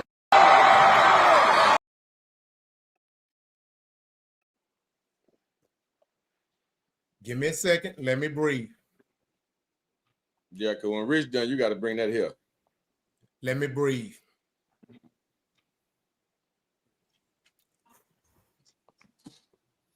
Good Lord, y'all. Okay. I'm gonna make a promise that after I'm done, I'm gonna let y'all spit y'all shit, whether I agree or not. I don't know, Rock. No, I am. I promise, because it is what it is. And then, you know, we got, you know, and I wanted to do all this other stuff before we go into the second segment. You know, when you look at the age of hip hop, compared to other cultures and the things that they practice as far as celebrations, compared to the age of their culture and their celebrations in their culture, hip hop is still the youngest child. So when I look at hip hop from that standpoint, hip hop just became an adult. 50 is not an adult. It's barely an adult in cultural celebration years, right? If you compare it. So I'm not giving it an out, but in comparison, it just became an adult. We had to bump our head, learn how to walk, learn how to talk, crawl, learn the rules, learn the game. And based off comparison, that is just made an adult, right? So I still give, even though I don't give much grace on a lot of shit, especially once you're grown, in comparison to the age of cultural celebrations, I give hip hop grace in that manner. But when I see a motherfucking city politicians who's supposed to be on a whole nother level of maturity, and supposed to be a whole nother level of leadership, give the keys to the city of a legally mentally ill adult that was high when they gave it to him.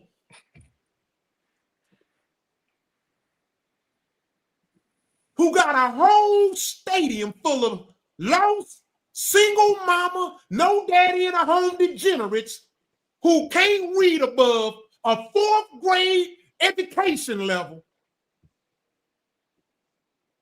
You get them the key to the city, and every song is murder, murder, murder, kill, kill, kill. When you could have gave that goddamn key to the city to so many hard-working men and women in here that's busting their ass, even donating their own money to help and serve the community in which they dwell in, I take that as the ultimate form of motherfucking disrespect because I'm friends with them. And you gonna give it to a nigga that ain't even from here. When I saw that, I cringed because I know some of these guys, because just like I worked in the community in Houston, I brought it here. And when I saw that, man, I was like, oh my fucking God. And that's when I knew, man, yeah, bro, even our own political leaders who look just like us, we can't fucking trust, bro. To me, it's no excuse for it, but I could be wrong. Maybe there's another way to look at it. I get it, but that was just my thought. Promise I'm not going to rebut or debate. I just want y'all to, I know y'all going to say some real shit, agree or not, and we just going to educate the viewers and give them good content. Who would like to go next? Well, I probably got the least to say about it, so I get mine going out the way. I don't, like I said, I never listen to his music. I don't really follow a whole bunch of what he does. I don't understand. I don't know why he was awarded the key to the city. I don't know what he's done in that city. I don't know, man. I think what I will do, I think I'm gonna take some time. And I said I wouldn't go listen to no new kind of rappers. I'm just curious, and I just want to go through his catalog, listen to his music, see where he come. If I can see where he's coming from, understand his emotion behind his art.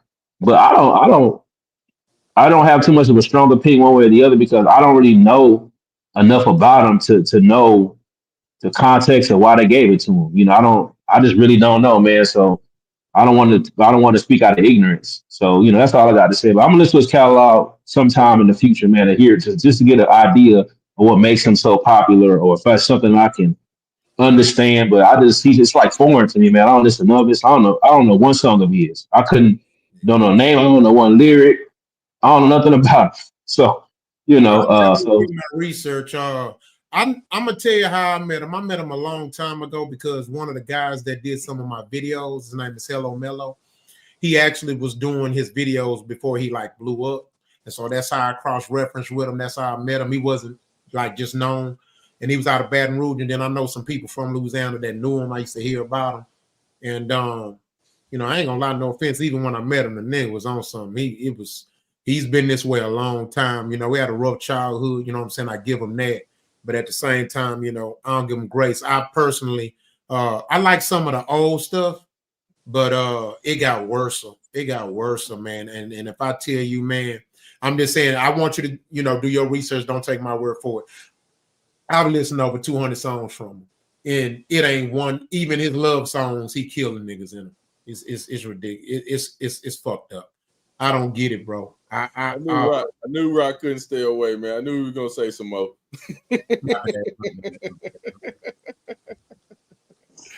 You're right. Rich, what y'all got? Thank you for putting me in check. I need it. Who want to go next, man? Listen, this giving a key and a day, it didn't left. It has no, it don't have no status no more. You know what I'm saying? Even here in Houston, I see the people, they get a key in the city too. You know what I'm saying? It used to be for your works in the community and the city. It ain't about that no more. It's about how much you can donate or where you throwing them dollars at. That's all it's about, man. And that little dude, like I'm saying, he probably don't even give a shit about that day. But his team around him say, hey, this the move you need to make. You know what I'm saying? So it's all political. You know what I'm saying? That's why they, put it in their face. But far as his music being, he speak for the temperature of the youth at that time and what they going through, because that's who they listen to. You know what I'm saying? Like Tupac was that for us. If you want to know what we was going through, go listen to Me Against the World. You knew what we was going through. That's it. So that's, even though it's fucked up and it don't make sense to us, that's why so many of them relate, because he's speaking them in a language that they understand. And that's how they say, so, he is what he is. But yeah, they just, and he don't have no good leadership, because we're going to get in that a little later. With Birdman up there talking about fuck you if you ain't with Young Boy and all that shit. I'm just saying that look who he got on his team right there. That tell you where he going. That's so fucked up. You know what I'm saying? For him to be, I'm gonna leave that alone. Yes, sir. Hey, it is what it is. All right. Coach Pink, talk to us. What's your thoughts on this? We can't hear. There you go. I just got 2 cents. That's not my ministry of what he says. I'm not going to knock him, because, again, that is not my ministry. But what I will say is that I thought, and I could be wrong, when you do get the key to the city, that it is something that you have done to dedicate, support, encouragement, to the city. You have done something to show improvement to the city. But what I did catch from the lady that was speaking is saying, we are giving this to you for what you've done and what you're going to do. So I'm seeing that it's maybe an investment of what he's going to do for the city. So we're implying that what you're pre-invested to going to do, instead of what you are implying that they expected that he's doing. So it, like you said, could be in behind the scenes of a check probably being written, but I don't know particulars of what he's done or what he's going to do, but that just really stuck with me, as you said, about what we're doing, giving you this for what you're going to do. So if you haven't done it yet, but they're implementing that what you're going to do. But I know for the young generation now, the way that he speaks and what they seem to relate to that. Again, I really don't listen to that type of music, his music as well, but I'll probably try to listen to this too. I'll talk to my students and just give me a summary of what it is, because that's where I get some of my information too. Gotcha. But good luck being in coach, because it's try not to catch ear cancer, because it was rough for me, man. It was rough. No, seriously, man. And I love music. All right, so quality. With that being said, just to add context to the conversation, right after he got the key to the city, he disrespected them by performing the dish song, dishing all the rappers in Atlanta.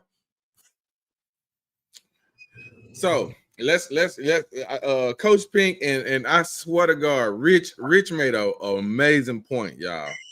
Clearly, the Key to the City award has been very diminished. It doesn't mean what we think it means anymore, because the person that you're giving it to, when you give it to NBA YoungBoy, I'm gonna say it from two sides. Let's look at it from this way.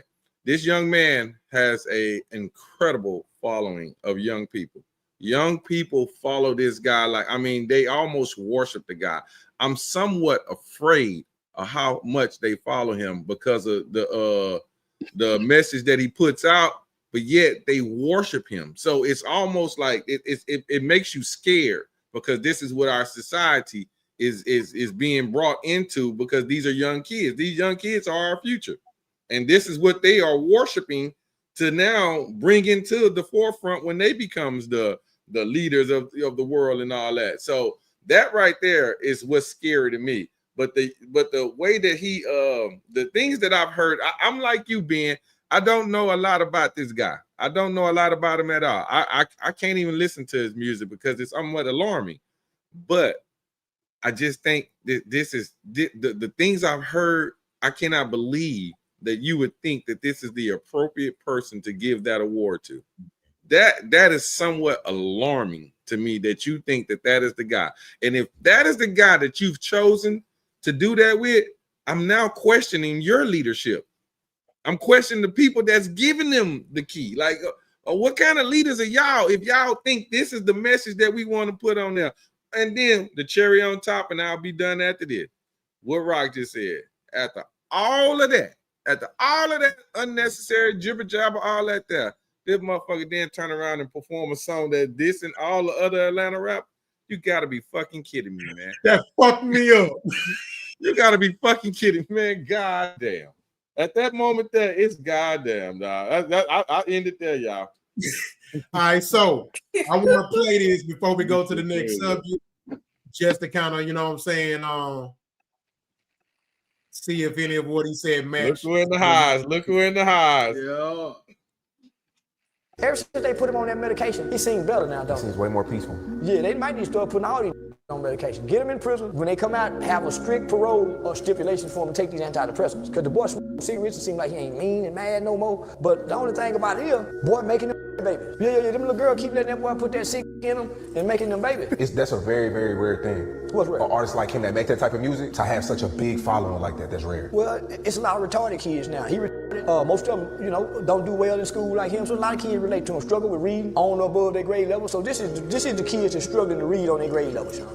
These are 7th and 8th graders that read on the 3rd grade level. So all of them come. These are all the kids that was in special ed classes. They wasn't in class with me and you. And they was gonna listen to him rap and they understand it. Me and you gotta listen to it a couple times. So what he say? They know exactly what he's saying. NBA YoungBoy make dumb, stupid people music. Nobody with intelligence can bump their head to an NBA YoungBoy song. You gotta be dumb, you gotta be stupid, and you gotta be struggling with reading, having learning disability. These are the kids that couldn't pass the STARS test. Did you see the guy that hit his knees at the show? Man, that one of them boys been by a big cousin, that's all. That one of them boys by a big cousin. Man, what man dropping to his knees for another? Man, that one of them man, that's a lot of kids. That's why the violence is so high. It's a lot of boys that been acting like they ain't in the name of playing bang, bang, bang.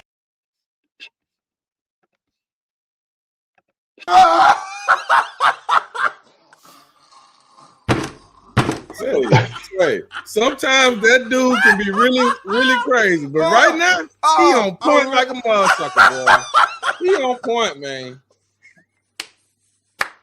Hey, he got away with words, man. That's for sure. Hey, anybody know me? I was a Tupac fanatic.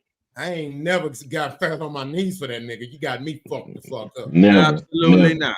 If you're not praying to Jesus, there's no reason you got to be on your knees. Yeah, no, I'm a grown exactly, Coach Pink. That is the only reason why I will be there. Only reason. Oh my God. I'm a grown ass man, my nigga. You ain't gonna never get that much admiration from me. No preachers, no none of that. You better be God himself. Yes. Got me fucked Yeah, up. that's wild. That's wild. That's crazy, bro. Oh my. I can't relate. I can't relate. Hey, being good luck. Hey, you heard Boston. Good luck. I abort the mission.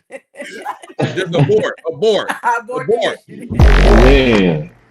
I cried for Michael Jackson. I gotta admit, I cried at the Michael Jackson concert. You didn't go to your knees. You did not go to your knees. That's where we at right now. You worship Michael Jackson Victory like that? Tour, I cried when he Did you sung worship Ben. Michael Jackson like that? Back then, I don't know, but I cried. I don't think you did, man. Everybody I don't think cried. no man did that. Hey, We Rich, tried. hold on, Rich. But Rich, Yes. he was singing "Heal the World." You felt him. He was singing to the rat. He was singing Ben, the song Ben to the rat. And I had a hamster at that time. It was. Hey, I had a hamster. I felt it. Well. Yeah. I feel you, man. I mean, I feel you. All right, y'all, let's go to it. All right, y'all.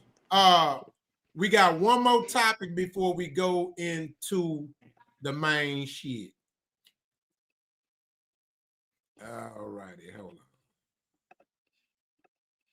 I'm a no limit soldier. I thought I told you. You know I had to say the best for last.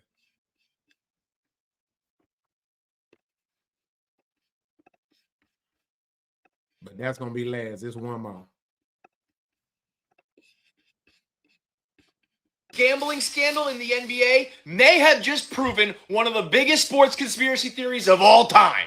All right, now, if you're from my generation or you're a diehard basketball fan, you know that one of the biggest sports conspiracy theories ever is that Michael Jordan's first retirement was actually a secret gambling suspension from the NBA. Now, right around when MJ walked away from the game the first time in 1993, there was a lot of stories about MJ's erratic gambling behavior. Most notably during the 1993 postseason, right before Game 2 of the Eastern Conference Finals against the Knicks, MJ was spotted in Atlantic City on the blackjack tables throwing that cash around. That same year in 1993, MJ's golf partner, Richard Aquinas, put out a book that said MJ owed him $1.2 million in gambling debts from the golf course. So all of this led to the NBA investigating Michael Jordan for gambling in 1993, where he was conveniently cleared of any wrongdoing. However, what happened directly after that investigation? MJ retired, went and played baseball, totally sucked at it, and then came back like 18 months later and started his career back up, had another 3.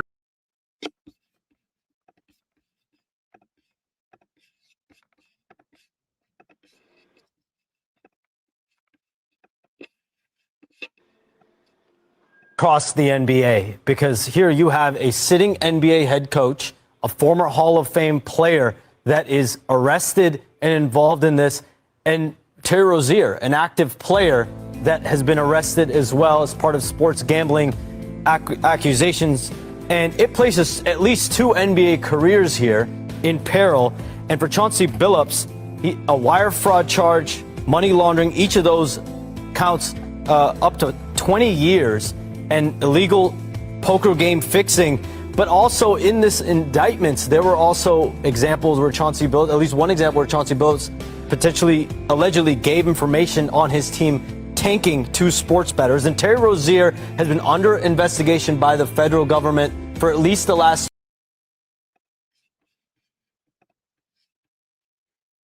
All right, guys. So normally it's usually a L for the WNBA. This week it's a L for the NBA. Yeah, dude.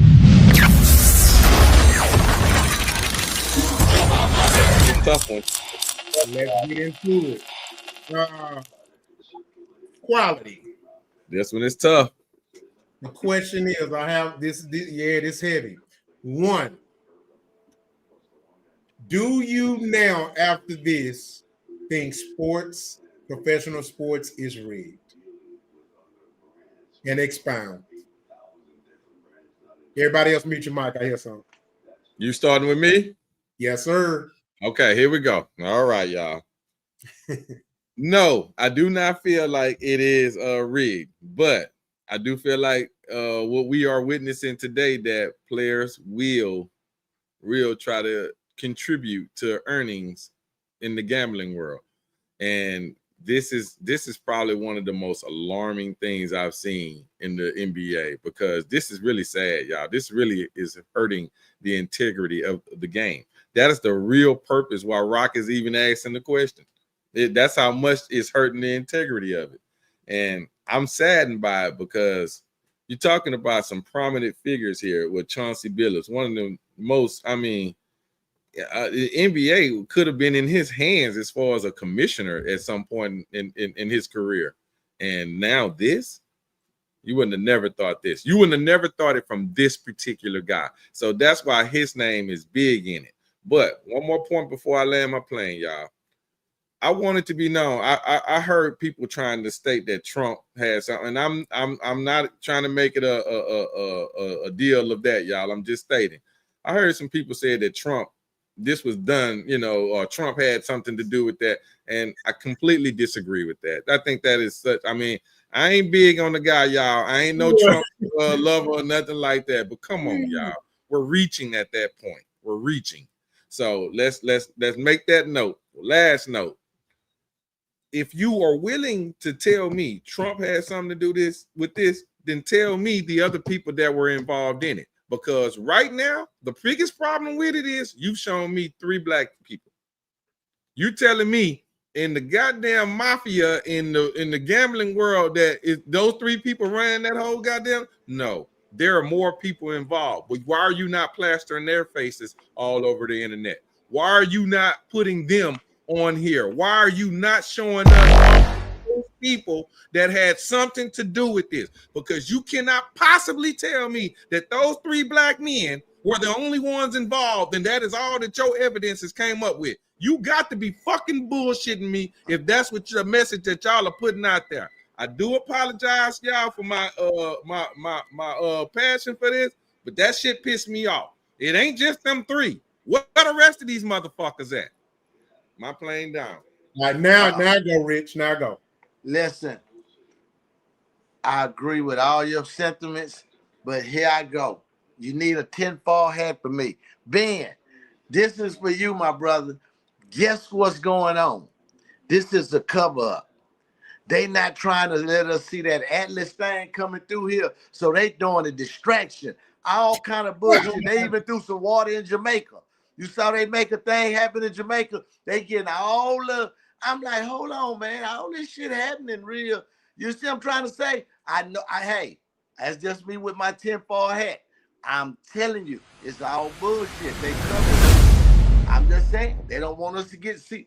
Ben, you see that, huh? Everything happening. I'm just saying. Hey, I'm not gonna debate with you, Rich. I know. Hey, that's just my little tinfoil. I don't agree, but I ain't gonna debate. Yeah. I'm just saying. I don't know. I'm just. Hey, it seems strange. It just seems strange. My goodness, my nigga. Yeah. All right, so I'm gonna go in the middle. And then it's between you, Ben, and Coach Pink who want to go next. Coach Payne, please go ahead. I'll go after you.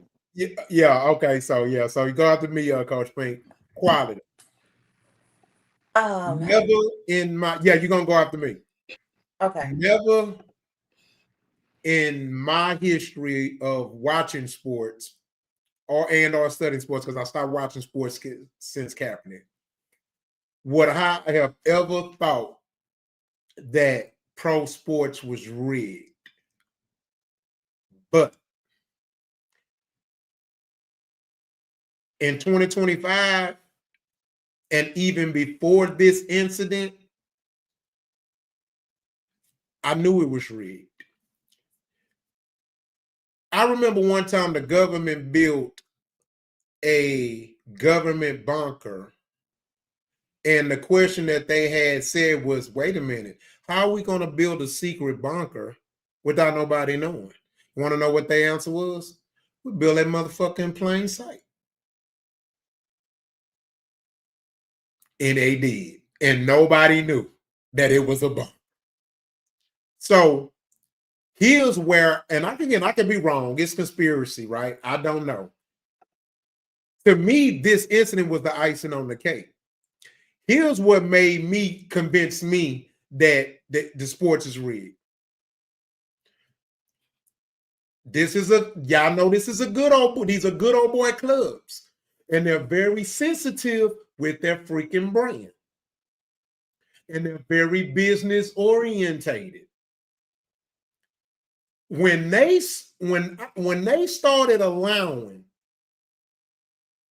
betting, prize picks, and all that shit, you couldn't tell me it wasn't rigged. You don't think them sports team, them sports league is saying, you gonna give me some of that money? You don't think they ain't no way in hell. You think they gonna let DraftKings make all that money and you don't break them off something? That wouldn't be American. That's what made me convinced then, oh, this shit rigged, bro. Now, to what degree, I don't know. So I'm not saying that it's rigged to the degree to where, they're calling their own games or whatnot. But to some degree, I'm convinced that it's rigged some kind of way. Ain't no way these leagues with their good old boy owners who have shown forever that they so sensitive to their brand would sit there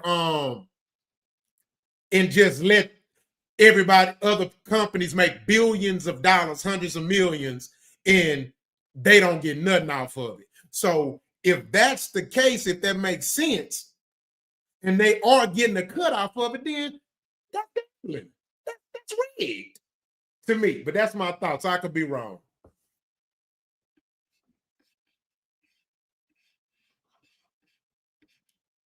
Coach Pink? Okay. Yeah, this was shocking to hear that was going on. I don't want to believe that this is rigged, but it's 2025. Anything is possible. I just want to wait to see what the outcome is going to be. So I don't want to say, yay, it is, and then it's no. And I don't want to say, no, it isn't, and then it is. I just hope that they lawyered up. They have crossed all their T's and dot all their I's, because whatever's going on, what's done in the dark will be brought in the light, and it's going to come out hard. And then since they want to put the black man in the spotlight, they're covering up for the white man, and they're going to put the black man in front of it to get the pistol. That's all I got. All right. And so now we're going to go to Ben. And I also want to say the reason why I didn't bring that part up, I guess I just accept that that's just what these damn was gonna do. So it's not that I don't acknowledge it. It's almost like I know it's gonna get dark. You know what I'm saying? It's like, do I really have to say it's gonna get dark? I don't expect no change for them bastards, but go. You already know it's there. I know it's there. Yeah. I knew they weren't gonna show them motherfuckers. Yeah, go ahead, man. Yeah, man. So everybody made points that match a lot of my sentiments. So even like with you, brother Rich, like, hey, to be honest with you, the only thing I really been paying a lot of attention to is 3-Eye Atlas. Over the past since July, that's what I've been having my eyes on. I ain't missing a beat. I'm up to every latest update, because in my mind, and until we get a verdict on what's really going on, that got my attention, because ain't nothing on the planet bigger than that, if that's what we think it might be. That's the number one thing in my opinion right now. Ain't nothing bigger than that. Now, aside from that, like Rock, what you saying, Coach Pink, the parts about it being, I think sports are rigged to a certain degree, and I think depending on the game or the sport, it's rigged in different ways. I think in like boxing, you have people go out and they'll box, and both boxers out there doing their thing, and the judges score differently. You be like, how they get that score? Or in boxing, you might see two fighters go, and it seems like one of them fell down a little too easy. It seemed kind of odd, With football, basketball, it seemed like certain plays or calls where it's like, why would they be in that type of defense with the game on the line? He get that wide open. Like, how does that happen? So it's kind of like, that's kind of weird, Or you see players seem like they might fake an injury, It just seems kind of weird. So I think it's all kind of different ways sports are rigged. So I'll say that much. And then with quality, hey, this the point that I've been making for the longest, man. Hey, I'm not saying we don't do stuff wrong. I'm not saying that we don't need to be held accountable. What I am saying is that it always seems like we got to be the face of everything going wrong in this nation. It's always us. They find a way to throw us in the mix. They find a way to throw us up in the mix, and we have to counterbalance, and we always got to do something. We have to do something to defend ourselves. And then when we defend ourselves, it's always we blaming them for this. I'm like, nah, we ain't blaming nothing. It's just we always gotta do something to show the world and to show ourselves that that's not us. It's like, dang, why we just can't be? How you gonna have? How you gonna have? And I haven't even been following the story enough to give all the details, but I have been seeing mentions of the mafia. I don't know what Trump how he got thrown in the mix. I don't even know. But all I'm saying is you got these mafias involved with this gambling, but all of a sudden, why is Chauncey Billups' face on the front of it? What are we talking about? Why his face? Just like the thing with Johnson and Johnson. Why all the health issues that it costs people around the planet? Well, let's just say United States, with all these different illnesses and all the things that they've been, sued for. Why the CEO is not on the code? Why they got Diddy on there? Why does that always happen? So, hey, like I've been saying, I'm about holding people accountable. You know what I'm saying? And our people first. But at the same time, like Rock, you just said a minute ago, and I understand what you're saying. It's not even a debate. I get it. You like, hey, you said, hey, you expect them to do certain things. My whole argument is the fact that we expect them to do certain things is a problem. We expect it. That's a problem. Why like we got to fight so many different wars on different fronts. First, we got to fix ourselves. I get it. We got to fix ourselves. That's like priority number one. Then it's like at the same time you got to fight the nature of something else, and it's like God, dog, we just can't focus on ourselves. You know what I'm saying? Why we got to be thrown as a picture of everything going wrong? Something to this big. Look how big this is. The only look, I would say this much. Look who face they got. Look the face they got on the front of it. Like, what are we talking about? Chauncey Billups. So hey man, they couldn't have done that by themselves. There's no fucking way. So it's somebody bigger than them behind it. They letting us know they didn't. They letting us bro, you know what I saw. You know what I saw. Left it over the TV though, because let me see. Hold on. You know what I saw?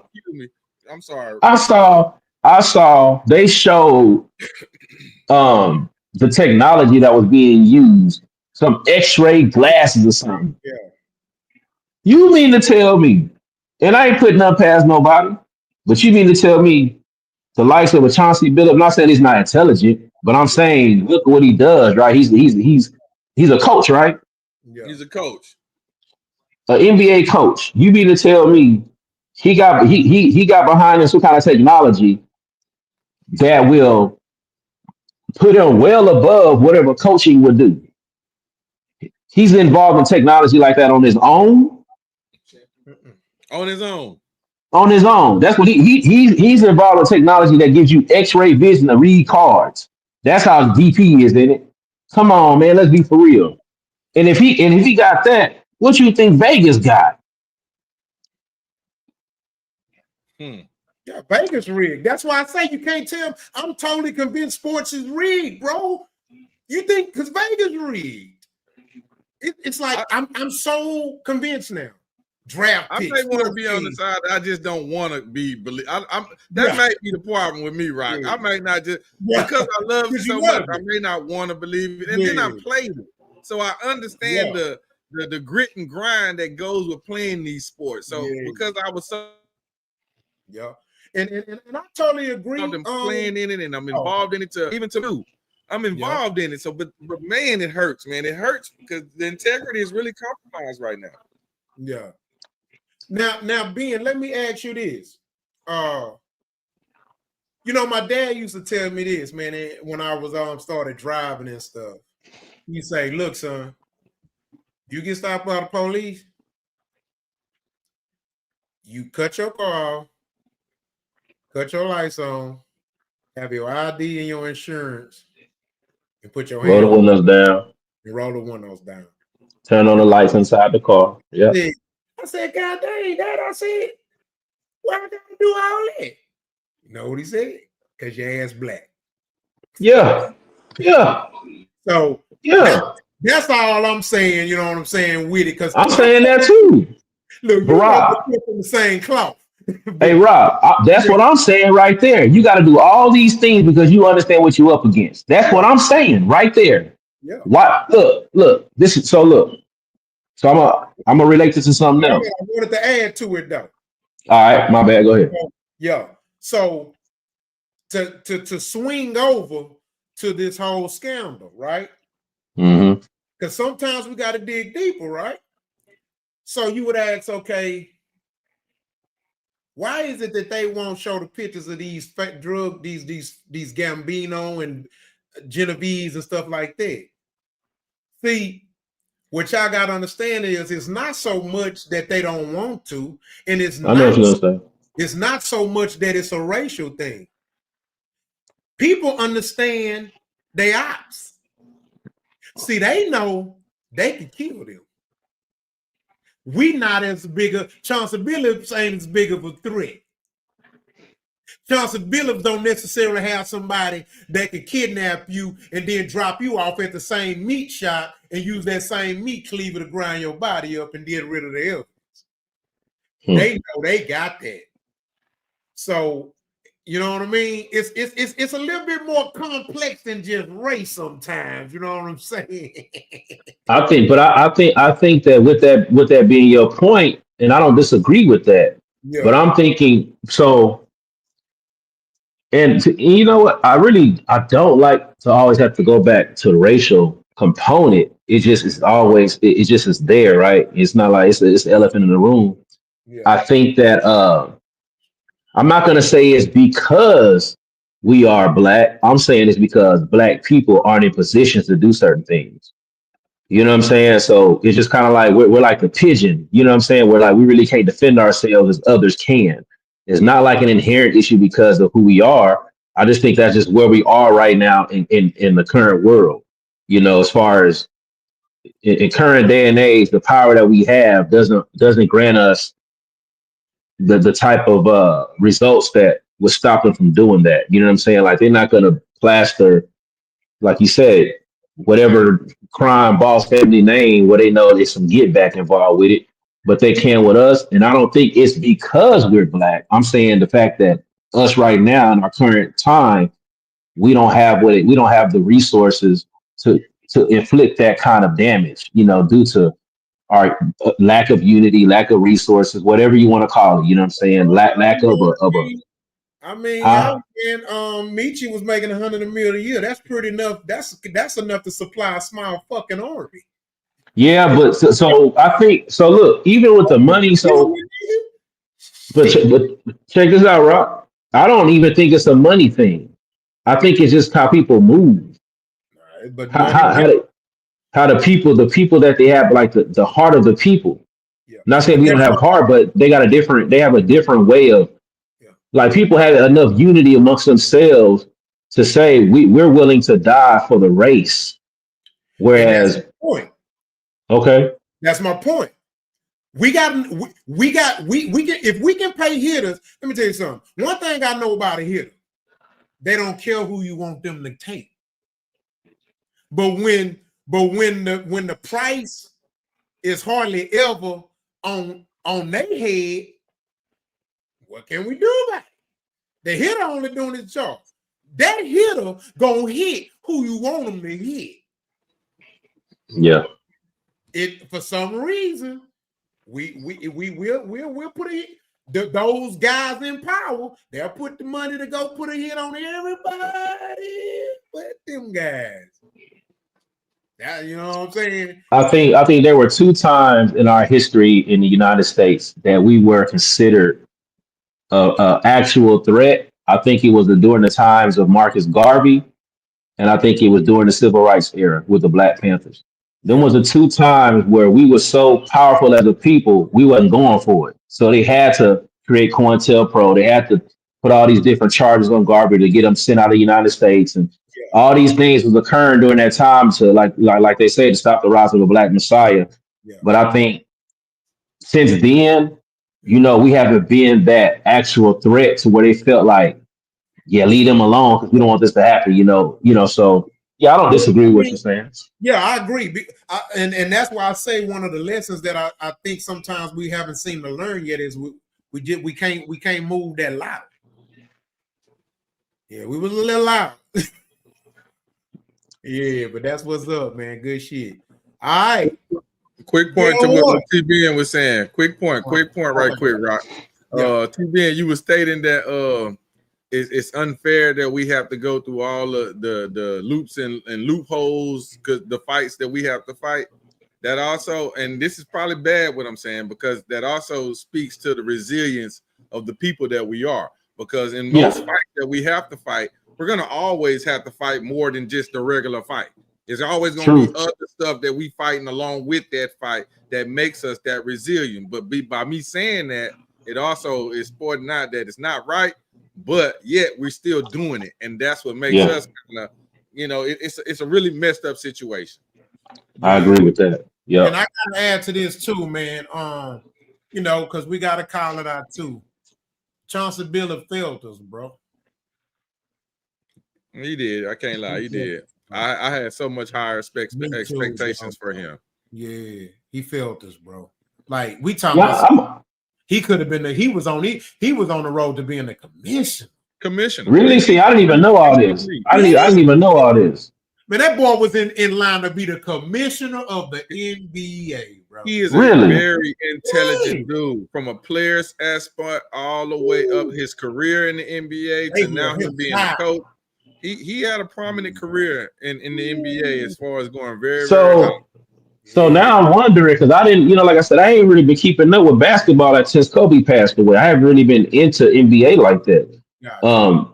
Not even to get it, even if I was, I don't know how deep I would have got into the politics and who's that, but I didn't know Chauncey Billups was like this key figure in the league like that to even be considered as a commissioner. That's so now I'm thinking, why him? Well, and see that go a great point. That's a great point. Why him? So now at this particular moment now, instead of us, because we kind of are doing this in a sense, although we're doing it because this is what we've been hearing.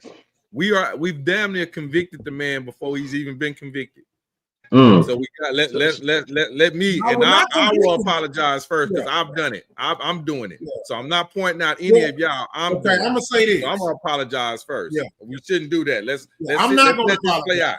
Yeah, I'm not gonna apologize. Y'all know me. I love to do my best to do research. File the arraignment is public information. I read it. These the feds, bro.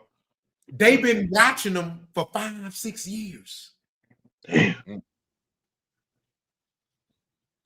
It's pretty much they just sat there and watched them commit crimes, break laws, robbery, extortion, assault. Not Chauncey, not the violent stuff, but they've been watching these that man, bro. Y'all gotta read it, bro. It's public information. Hey, so Roc, let me ask you this, because you more up on it than I am, so you can educate me. So would it be out the picture to consider, is Chauncey Billups a fall guy? Yeah, that's always the case. Yeah, that's always the case.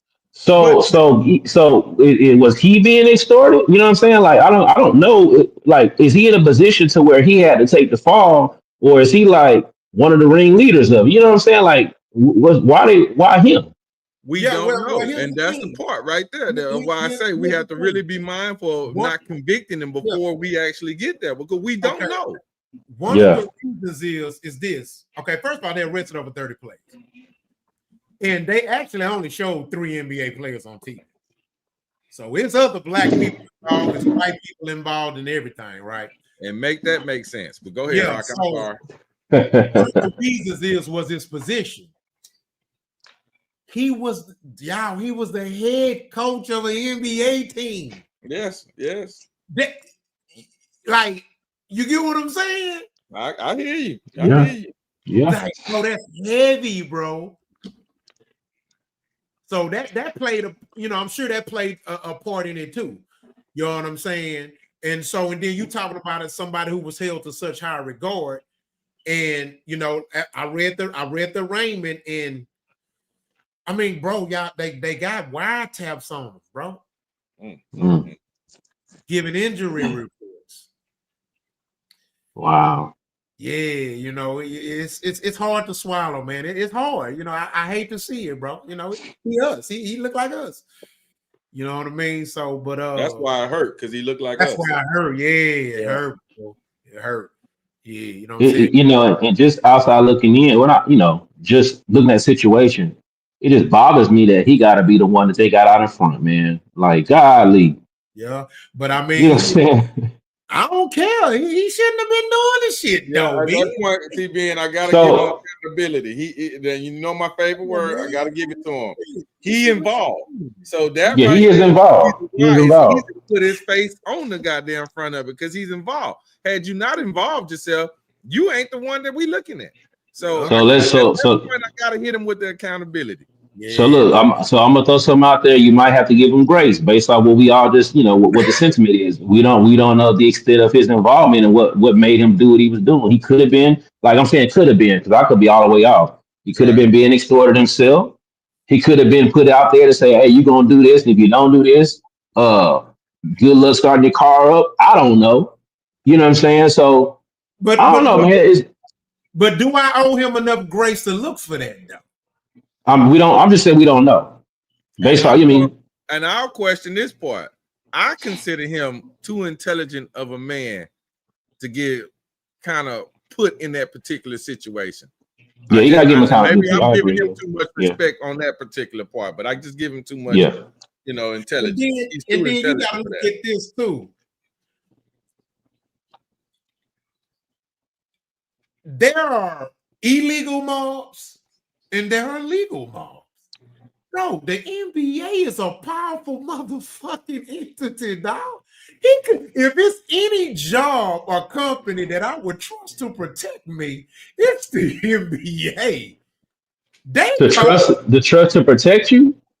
Mm-mm. Is that what you said, Rob?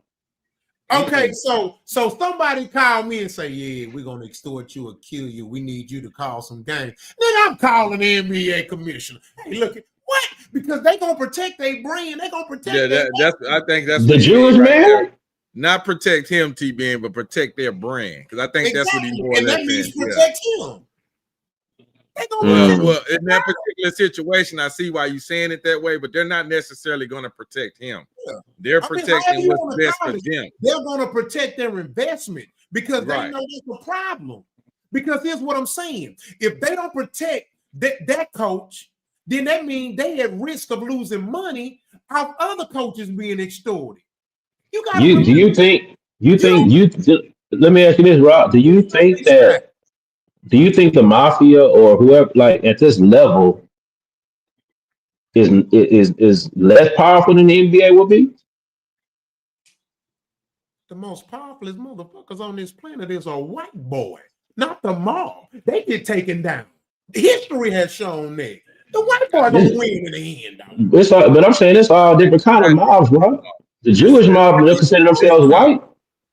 Okay, I'm saying that NBA is a mob too, bro. They all interconnected. If that's the case, they friends. So if Chauncey would have said, "Hey, bro, there's some motherfuckers calling me, threatening my life, telling me to call some game," they gonna protect him, bro. I don't know about it. Maybe, I don't know. And you still frozen, Mike Rock. I don't know if you know this. Yeah, you still frozen. You've been frozen for a hot little minute right now. There you go. Wait. There you go. You came back quick. What's y'all thoughts, Coach Pink and Rich, man? We've been over here yapping about this. We did y'all. Yeah, but now you sideways. He's straight on my side. Maybe I'm tripping. Okay, well, maybe it's just me. All right, 3 minutes now. We got to get to the P shit. We got to get to the verses, bro. Yeah. We ain't gonna make it. 3 minutes now. Who want to go? 3 minutes. We got to get to the verses. This is a lot. I feel they're just pushing him because he's a black man.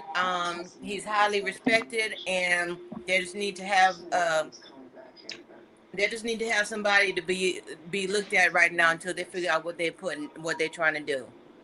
But he is part of it. When everything is blown up, it's gonna be a lot. Yes. It's gonna be a lot. Yes. And it's gonna be more people than we could even imagine. And people's eyes gonna be bucked out because they're gonna be like, I can't believe it.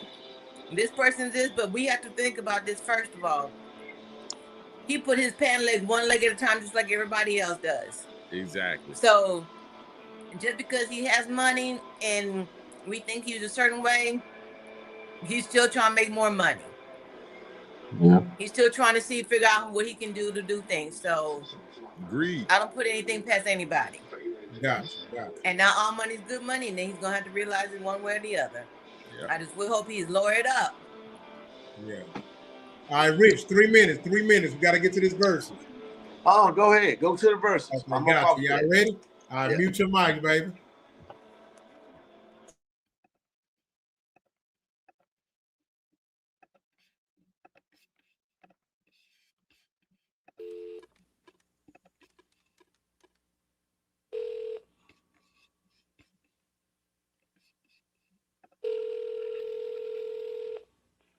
No Limit Studios. What's up? Who this is? Nigga, this rapping Forte. Who is this? Oh, this P. P. Yeah, this P. P? Yeah. P, let me hear you say, This ain't no motherfucking P. Back phone.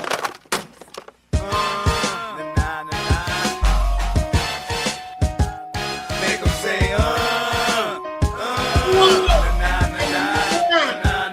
Nigga, I'm the turn of the motherfucking day. Y'all have the big things, we have the big bank.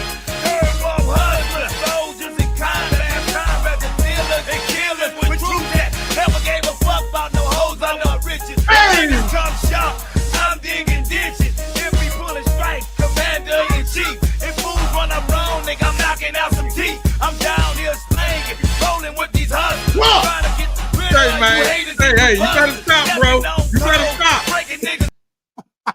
You better stop. It's finna get live. You better stop, man. Say what? Hey, man, I almost turned the desk over, dog. I ain't lying. It almost got real in this motherfucking dog. No Limit Soldier. Gonna make me hurt my motherfucking self, dog. Y'all know I can't do that shit no more. Hey, man. Yes, sir. Bro. Hold on, bro. Hold on, dog. Hold on. Oh, man. Hold on, dog. Hold the fuck on. And for future, just for reference, right now, No Limit Soldiers is winning the tally. It's you that can't keep old lady because you keep yelling her friends now. You gotta go to court now. You got service subpoena for child support now. That was that nerve now. You ain't even get a chance to say a word. I know I ain't tripping. Don't your brother got them words now. You better punch somebody now. You ain't scared, huh? You know how to play it, huh? I know you ain't gonna let somebody come and punk you, huh? Stand in front you, huh? Straight up run you, huh? You know you got that body green, huh? You know how to use a triple beam, huh? It ain't hard to see, huh? You keep your body clean, huh? You got a lot of your old jeans, huh? Hey, what's up, y'all? Make sure you click the like and subscribe button, goddammit. We getting down to the best part of the show. If you didn't watch it, you better watch it now. The goddamn biggest verses ever, officially spoken and verified and clarified by Swiss and Timberland. Say, boy. Man, I'm telling y'all, man, my wife thought I was going crazy, dog. She was sitting there like, oh my God. She watched me be lit for 2 hours, bro. All right. I'm ready for you, Ben. I'm ready for you. Wait. Before you and Ben go, because we know this is going to be damn near a one-on-one battle. Let's go, Coach Pink and Rich. Let them go first. Let them go. Yeah, so all right, so I'm gonna go first, Ben. Let me tell you my scope. Shit. Here we go, y'all. So I'm ready. Round one, the first 3 rounds, I gave to Cash Money. They was kicking ass. After that 3rd round, I was like, damn, dog, Cash Money. I said, Cash Money kicking No Limit ass. I was like, fuck. round 1, 2, and 3, I gave the Cash Money. I got him in. Cash Money came in hard, bro. They came in that bitch wrecking. It's just the song that was going to get here. They were hard to No Limit. But man, the Cash Money, I'm like, fuck. And I said to myself, I'm saying, damn, man, we down 3 rounds because I was going for No Limit. But boy, No Limit came back. 4th round, I give him to No Limit. Then 5th round, it was close, but I said, yeah, No Limit got it. Then the 6th round came. Man, that goddamn me say when BG came with his shit, I say, oh fuck. So I gave Cash Money round 6. After that, I watched some historic shit happen, kinfolk. Round 7, I had to get a No Limit. How the fuck y'all gonna do a million fucking Lil Wayne out there? Duh, you dummies. The fuck you talking? What the fuck was you thinking? After that, I gave No Limit every round, and then Snoop killed the cake. Chopper really sealed the deal. He really killed it. Snoop was the funeral eulogy. So that's my scorecard, Ben. That's my scorecard, y'all. So go, Ben. What's your scorecard? Break it down. Hey, man, I wish I would have put the actual songs, but while I'm watching, I'm just going off. I put the, after Cash Money went first, then I put the round. Bro, I gave only round I gave Cash Money was round 1, 7, and 8. That's it. Yeah. That's it. For real? That's it. But Rich, y'all see what I'm talking about? These boys got the rounds broke down. That's what I'm saying. This a one-on-one right now. We were serious. I was in another chat. We was all had a scorecard. Yeah, I got a homeboy. My homeboy from he's from Shreveport, but he lived in New Orleans for a little bit. So me and him going back and forth too. We was scoring everything exactly the same, except I think one round he gave to No Limit that I gave to Cash Money. Okay. But I think they had 12 total rounds where it was like the back and forth when they just started playing music. Yeah. So I had it 9 rounds of 3, bro. Damn. Okay. Bro, Cash Money got smoked. They got smoked, bro.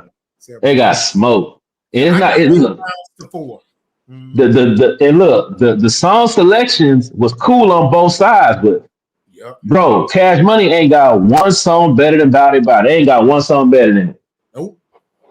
Body is just, it does something to the brain. Man, it make you go crazy, man. It make you go crazy.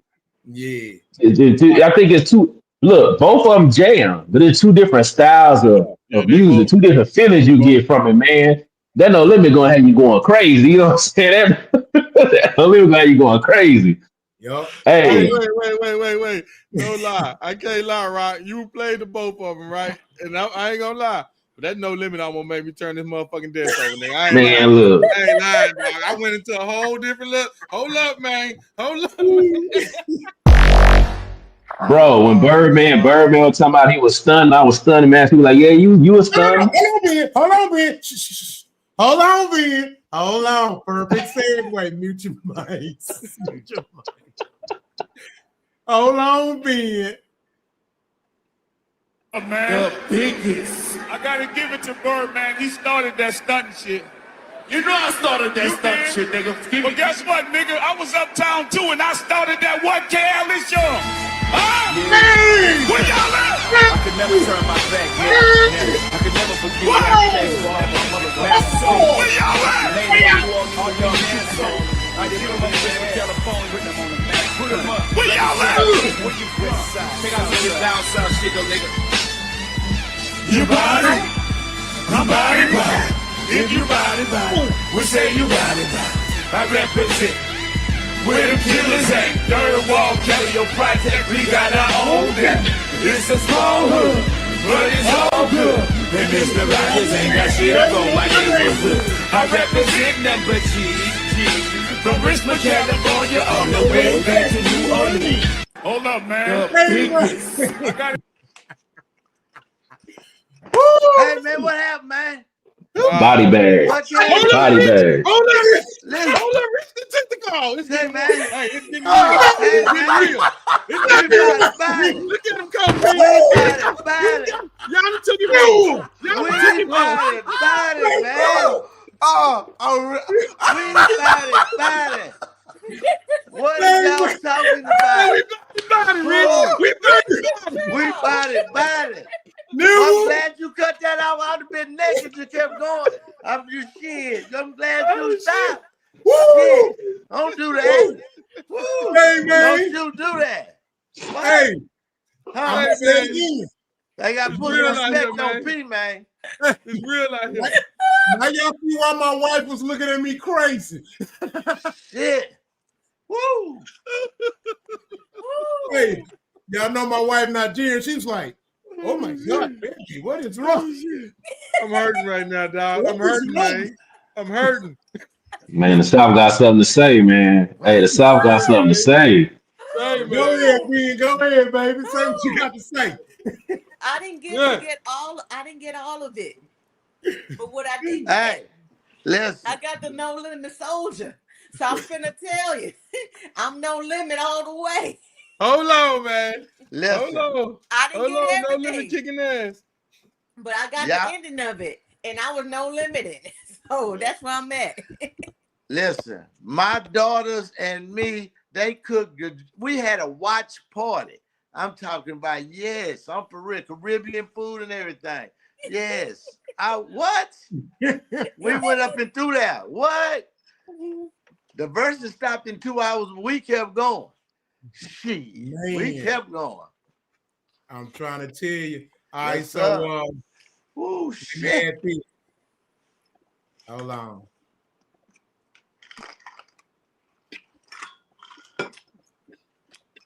But shouts out to Juvie though, man. Juvie did his thing, man. Oh yeah, for sure.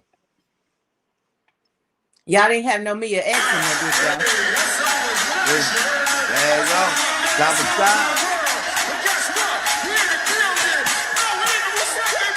What?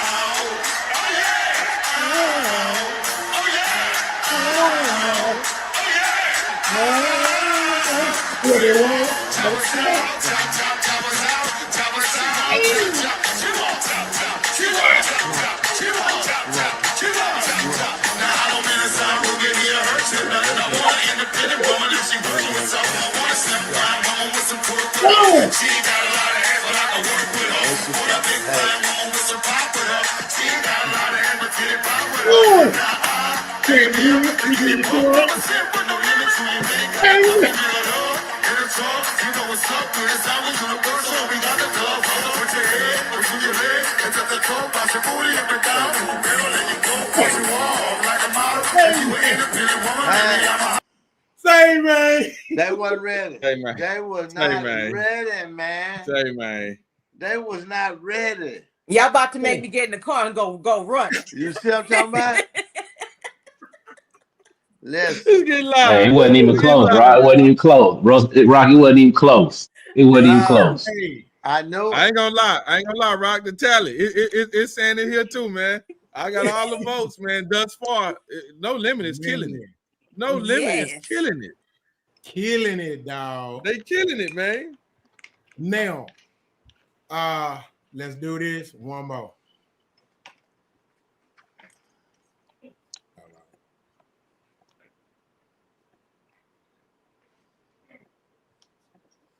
We ain't gonna even have to talk about this after this, y'all. We're gonna end it on this one.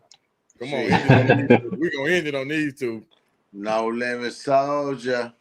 I thought I told My rhyme's so fire blood, but you can't touch now one. Don't try to come, don't even touch the mic. My shit's so tight, it's more correct than right. When I recite, absolutely, you booty assholes and niggas perpetrate behind water gun triggers. Hurry up and figure out the studio bodies that shine trigger. Who got the clout? Don't act surprised, you get that bitch from the side. Me an assholes, you don't want no problem. It's so much respect, even your niggas call me mama. The biggest one.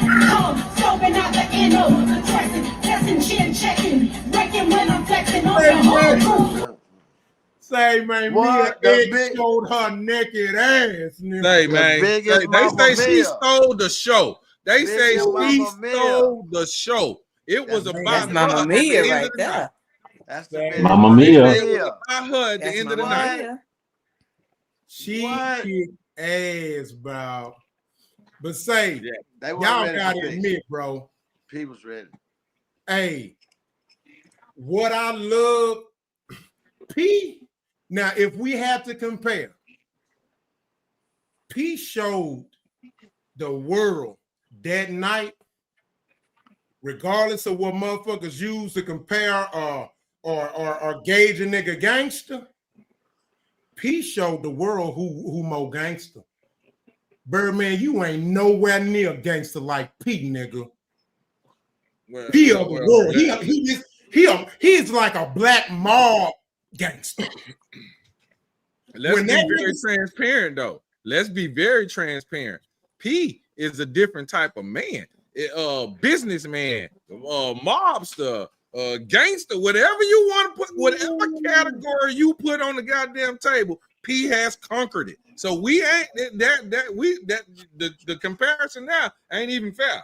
That ain't even fair. Birdman don't even get in this conversation. Boy, P is the hood baby superhero. That man done survived a drug game, a rap game, made it to the NBA. Business, come on, man. That man did it all, man. He black history. He is black history.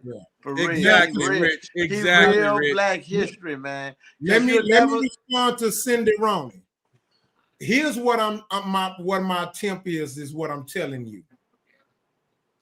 You got one nigga who's 60-some years old still claiming blood. And he has arguably the most abnormal, retarded, violent rapping rapper on his roster.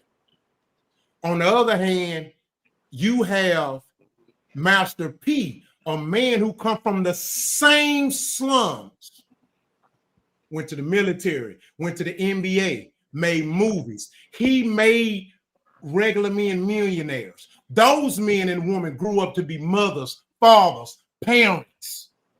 And I forgot he was an actor. You're right, I forgot about that he was an actor. I forgot about that. So, my brother, I ain't tripping with you, and I don't know you don't have no intentions, but you got to know the difference. One is made, and one is man-made. It's a difference, my brother. You see what I'm saying? One follows the steps. He's God body. The other one is wrestling demons and heroin addiction. And by the way, he was drunk as fuck. One still got alcohol addiction. It's a big difference, my brother. Then to me, the real gangster is P. To me, Birdman ain't really no gangster. He ain't the gangster I want to be. P is the gangster I want to be. Family man, he loves all his kids love him. You know what I'm saying? So that's all I'm saying, my brother. You know what I'm saying? But no, I know your intention was wrong. I just wanted to put that out there. You know what I'm saying? Because one of them I respect, the other one I have no respect for. And you know, and now I respect his achievements, but man, P, salute to you. And the music said it all.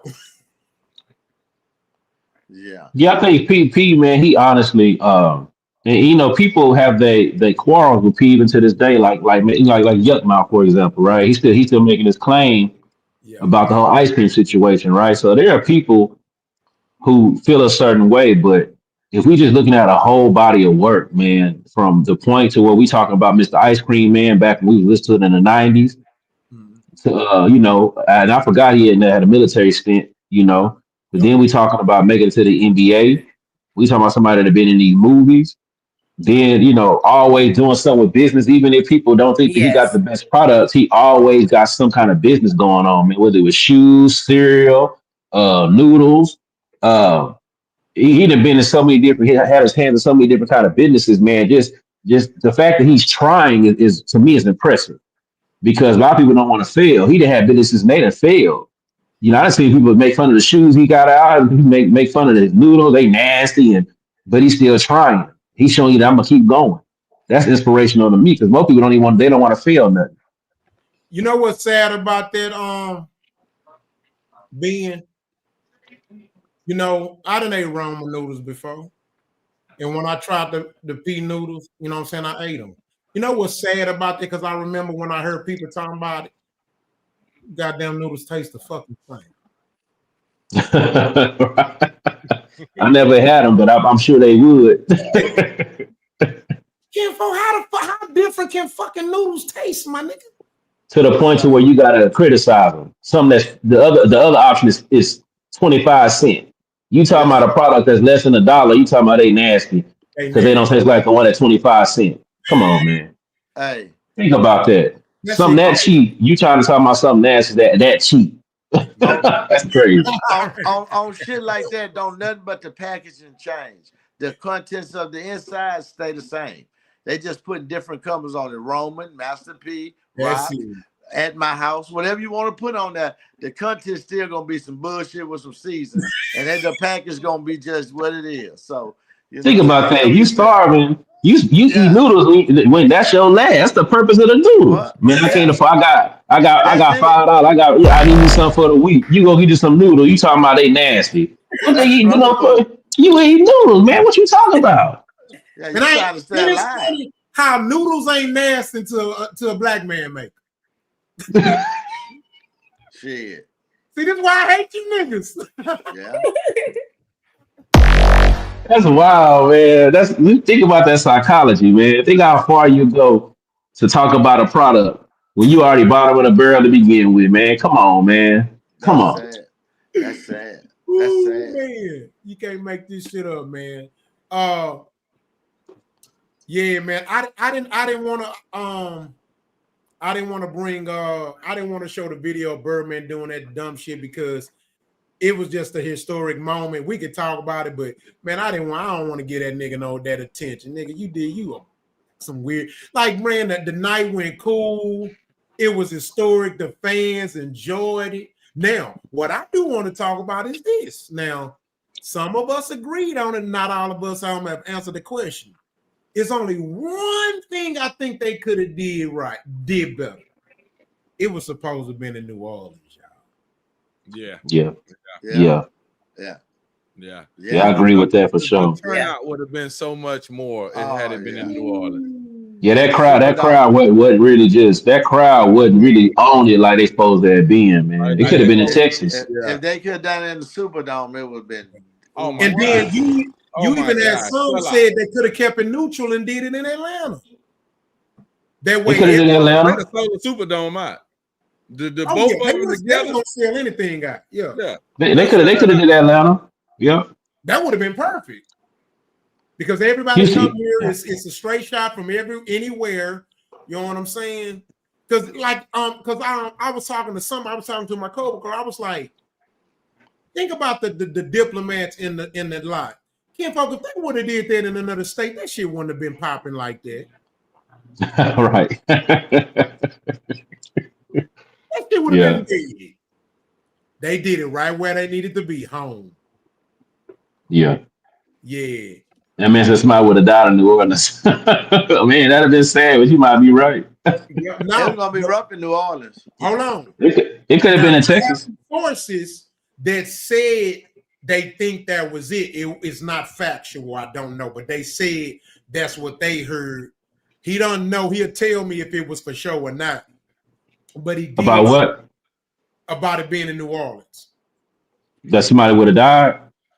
Oh, yeah, but that's not fact though. Now, I'm also saying that this is another thing that I heard too. It was politics, and the problem was that it goes to show, and this is where I'm glad the South still holds this shit. They also exposed and said that it was also a decision that was more made by Swiss and Timberland, which further exposed that they don't understand the South. They thought that it was still that was the perfect place, and then I think they was I think it was more of a money grab. Yes, because you know what I'm saying. And I think it was a bad decision. They should have did it in New Orleans or Atlanta. Absolutely. What about Houston? What about Houston? I'm gonna say, what about Houston? Yeah, that's a lot of them. The three cities that they said it should have been, and it should have either been in it: New Orleans, Atlanta, or Houston. They said those were the perfect cities. How is okay? So I don't know if you're gonna speak on this or not. You know, you could just go to the next topic. But how is P and Jay Prince's relationship? Is that why he couldn't have did it in Houston or what? No, he couldn't did it. Oh, they like this. Okay, I didn't know. Okay. Oh my God, man. P don't have a problem with too many people in the industry. Well, what about but I'm thinking, okay, well, Birdman and Prince probably ain't got the best relationship though, right? No, they do. They do. They do. You know, they do. They do. They do. Y'all be amazed. He cool with both of them. Yeah, he cool. Okay. But Master P Birdman is, ain't Birdman. Even when they was feuding, Birdman never had nothing to say bad about Jay. He's like, man, that's the OG. He said, I call him OG. He said, that's my OG. You know what I'm saying? But here's the thing, though. You got to understand, when it came to that Drake situation, Jay was in the right. Jay was in the right, bro. That Jay's son founded him. I remember I met Drake before he blew up. He was nobody. He was just on MySpace.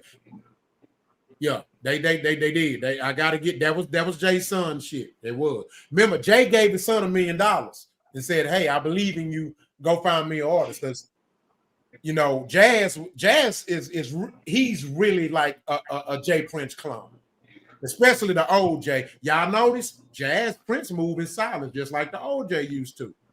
Mm-hmm. You know, interview. Y'all notice that? Y'all don't see Jazz. Mm-hmm. That's used to know. So he really is more of Jay Prince than Jay Jr. Mm-hmm. And he took that $1 million and that boy did that.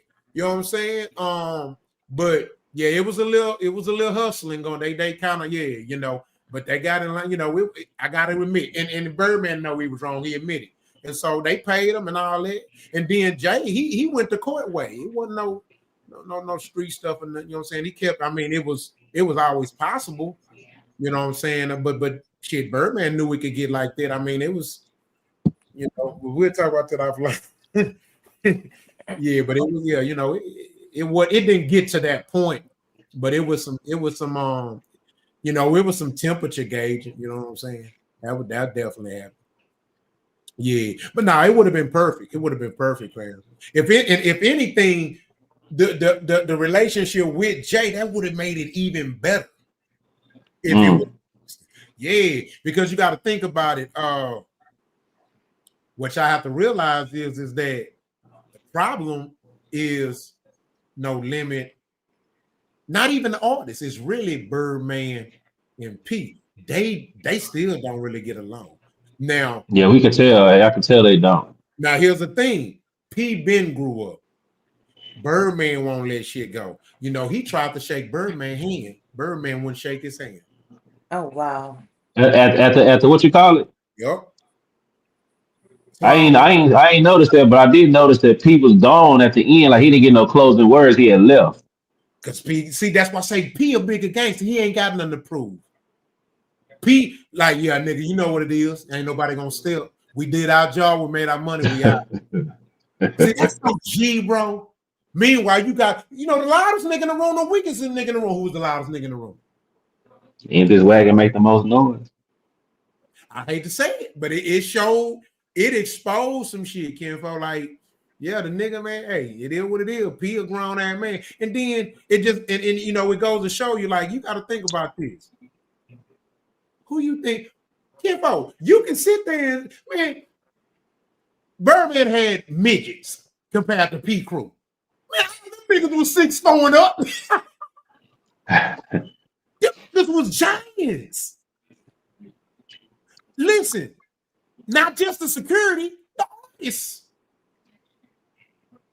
Them niggas. Hey, also, Rob, one thing, you know, that we talk about with Birdman being up there being drunk and having them habits. You know, people, it's like when you get to a certain point, man, you're supposed to be, you know, have a clear mind. You know, and I know, you know, people got their feelings about 50 Cent, but man, you don't see 50 Cent out there like drunk, not in public at least. Nah, he don't drink a smoke. You know what I'm saying? You don't see, you know, like a Jay-Z out there drunk. You don't see us, you know, it's certain people that you don't see, Ice Cube, certain people you just don't see at a certain point, man, out there exposing themselves that they can't, you know, can't control. They have all agency over their own mind, you know what I'm saying? So people like he's out there sober, handling his business, went on about his day. You know what I'm saying? So that does say something too to me. That's the difference between the two people, man. One is a businessman, one is a whatever you want to call it. I don't want to, you know, put no labels on it, but yeah, that's the difference. Yeah. One is you mess your brand up. Man. A grown When up. you put your priorities in order, it'll show. Exactly. It definitely showed the difference between a man that still haven't grown up and a man that done became a man. Man, P is a man, bro. I salute that boy and I respect him. I love P. I love how he talk. You know, P was about that life too, but P grew, bro. I like, man, and P, man, come on, man. Like y'all say, man, he a black superhero. Man, that man was a street cat that made it to the NBA. P did whatever he put his mind to, bro. He was Tyler Perry before Tyler Perry, and he didn't need no assistance from Hollywood. Tyler Perry still need assistance. He's still in bed with them big boys. P didn't need nobody. He did it on his own. Bro, you know what? Back in the 90s, he wore his own tennis shoes, and that was unheard of. He wore the P. Millers in the game. Yeah, he the only rapper that did turn pro and wear his own signature tennis Just think about all the he signed accomplishments. himself. He That's signed amazing. himself to a shoe deal. That's amazing. Think about all those accomplishments, y'all. Just think about all the stuff we done reeled off about this man. Yeah. And everything that he's put his finger on has turned into success. And, Come on, man. and the real Rick, you said it success- earlier. That's black history right there. That's black That history. is. But the realest thing about this is you can look at his kids and see them on Disney. He didn't help himself. He helped everybody around him who wanted to change mentally, except his middle brother that went to jail. Everybody else, you see, they straight because he put them on the right. You know what I'm saying? He didn't just look out for himself. He looked out for Romeo, his daughter, how you say her name? Kuwait, how you say her name? He made sure they got Disney jobs. So yeah, he really was. Yes. the only one that I remember back in the 90s, the only person that I could recall putting out music like pretty much every week, other than P, was DJ Screw. Yeah, and Lil Flip, yeah. But you know, it screwed up quick. You know what I'm saying? Like it was always a new album. You couldn't even keep up. The one drop, you like, man, I ain't listening to all this one yet. New one that came out, new P that came, new No Limit out again. Yeah. And we was eating that shit up. Yeah. We kept a 20 ball. Had my 15s banging. Yeah. And y'all got to realize that P took advantage of a situation in hip hop that made him where he was. Because at that time in hip hop, remember we just lost Tupac and then we turned around and lost Biggie. So it was on the friendly shit. And P came through with that body and that No Limit Soldier stuff. And it just went from there, you know. And he wasn't with no label. So he was showing you how to hustle. He was showing you how there to, was no hey, I label can do what I backing him, want. y'all. You know, This is that's him why on he his had own. no limit. He had nobody stopping. He had nobody backing him. That's him.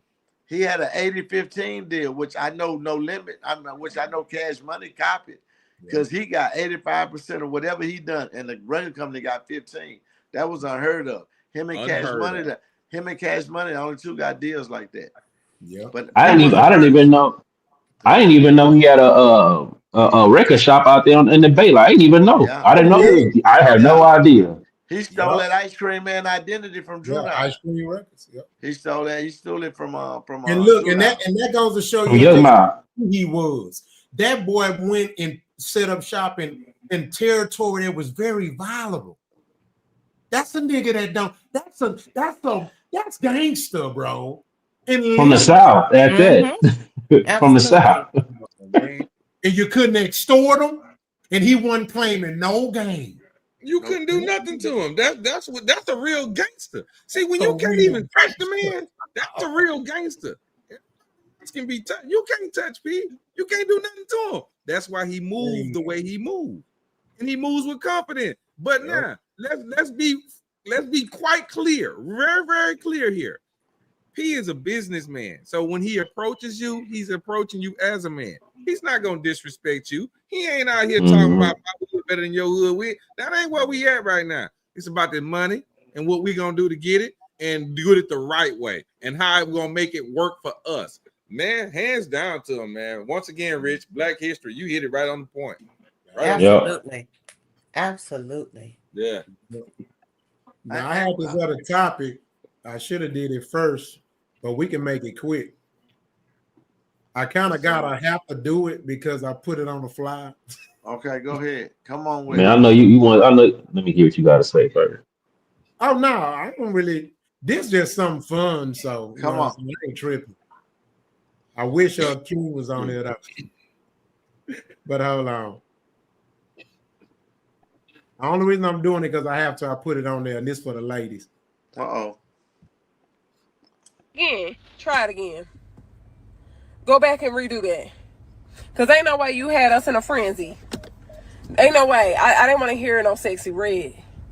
I wanted to hear this is a healthy relationship. This is a mature relationship. I didn't want to hear no pop that, pop that, pop that. I wanted to hear about golfing. I wanted to hear about working out. I wanted to hear about boat rides, cooking spaghetti for your man. I didn't want to hear no pop that and take no money. Let's try one more time. Let's try one more time. Or maybe do I need to listen to it again? I'm gonna try it again. But let's yeah, we hey, you in a healthy relationship, leave that to them. Hey, from what we know, this is healthy. We need healthy, okay? Megan. I just know good and goddamn well that Megan didn't take such a classic love song about kissing. The song is called Kissing You. Kissing you is more than enough. And she took that shit and made pop that pussy for your man, pop that pussy for your man, pop that pussy for your man, bitch. Pop that pussy for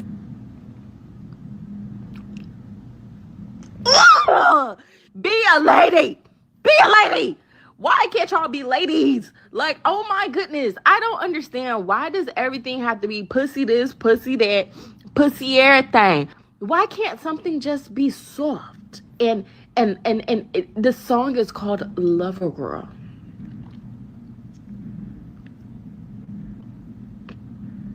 Love wasn't even in the room. I just know good. Hey, look, let me start this one. I'm gonna be real quick. Okay. No, go ahead. You do what you're gonna do. Just let me start it. Okay, we're gonna start it. Okay, well, have you seen the video? Yeah, I'm gonna make it. Oh, you have the second video? I heard the song. Have you seen the video? I haven't seen the video. I was shit.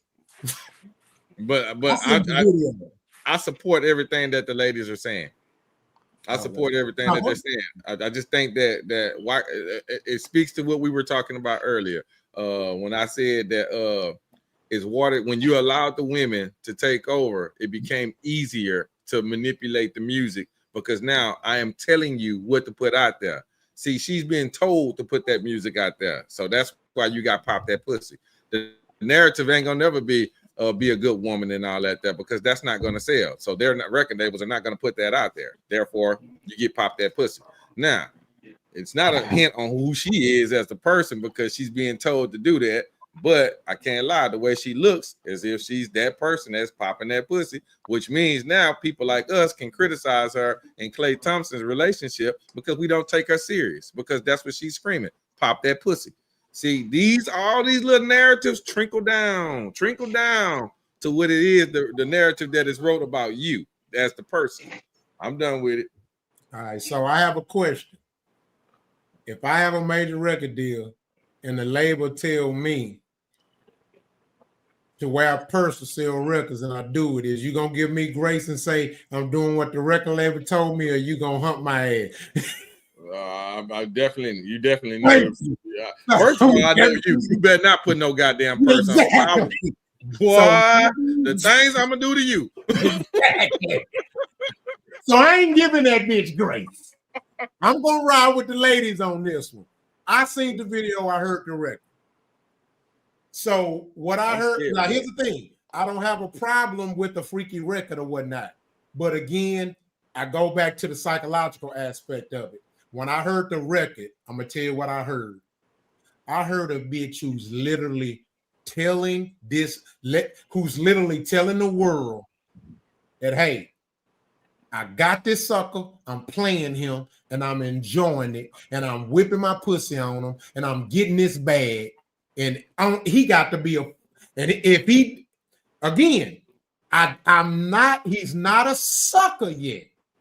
If he heard it and he gets it, and he's still like, yeah, that's cool. I'm gonna fucking tell him tired, and then I'm gonna show her who really won. But bro, if I'm her man and I hear that shit, the first thing I'm gonna do is be like, damn, she tired. I guess she think I don't speak English. Kinfolk, she literally exposed it, bro. She told you what she doing to this nigga, bro. And then it was all about her and what he doing for her. She told on herself on here. He doing one or two things, ignoring it, and he gonna win in the end. Once he get tired and be like, yeah, my dick is gonna move forward. Look, he can afford to play with her. He can. He can afford it. As long as he don't marry her or have a baby from her, both, he gonna win in the end. If not, I smell sucker. She told on herself on here. I got evidence now. Now we in trouble because now I got evidence. But go ahead.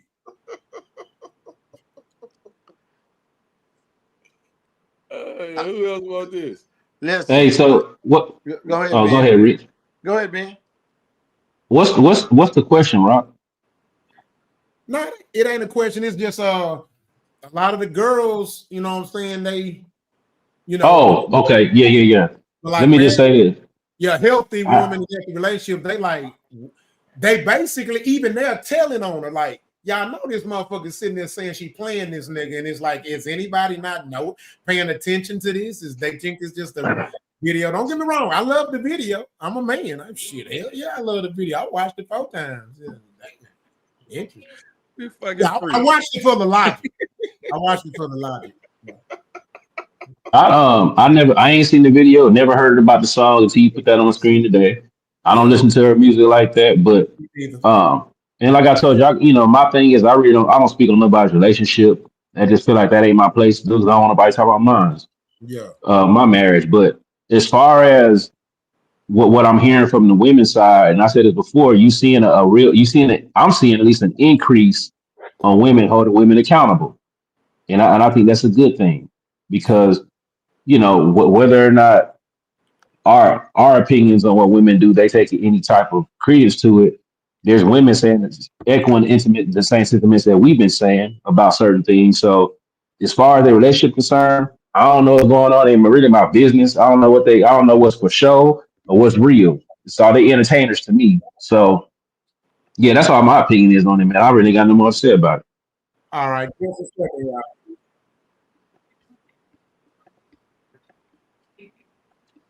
I'm not gonna play the whole video because it ain't gonna take long for much of you to hear what she said.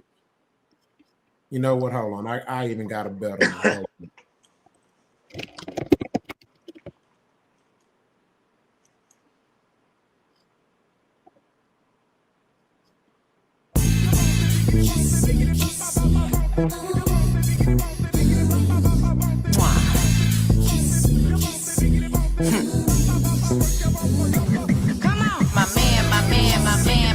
My baby, digging me down, spoiling me, driving me crazy.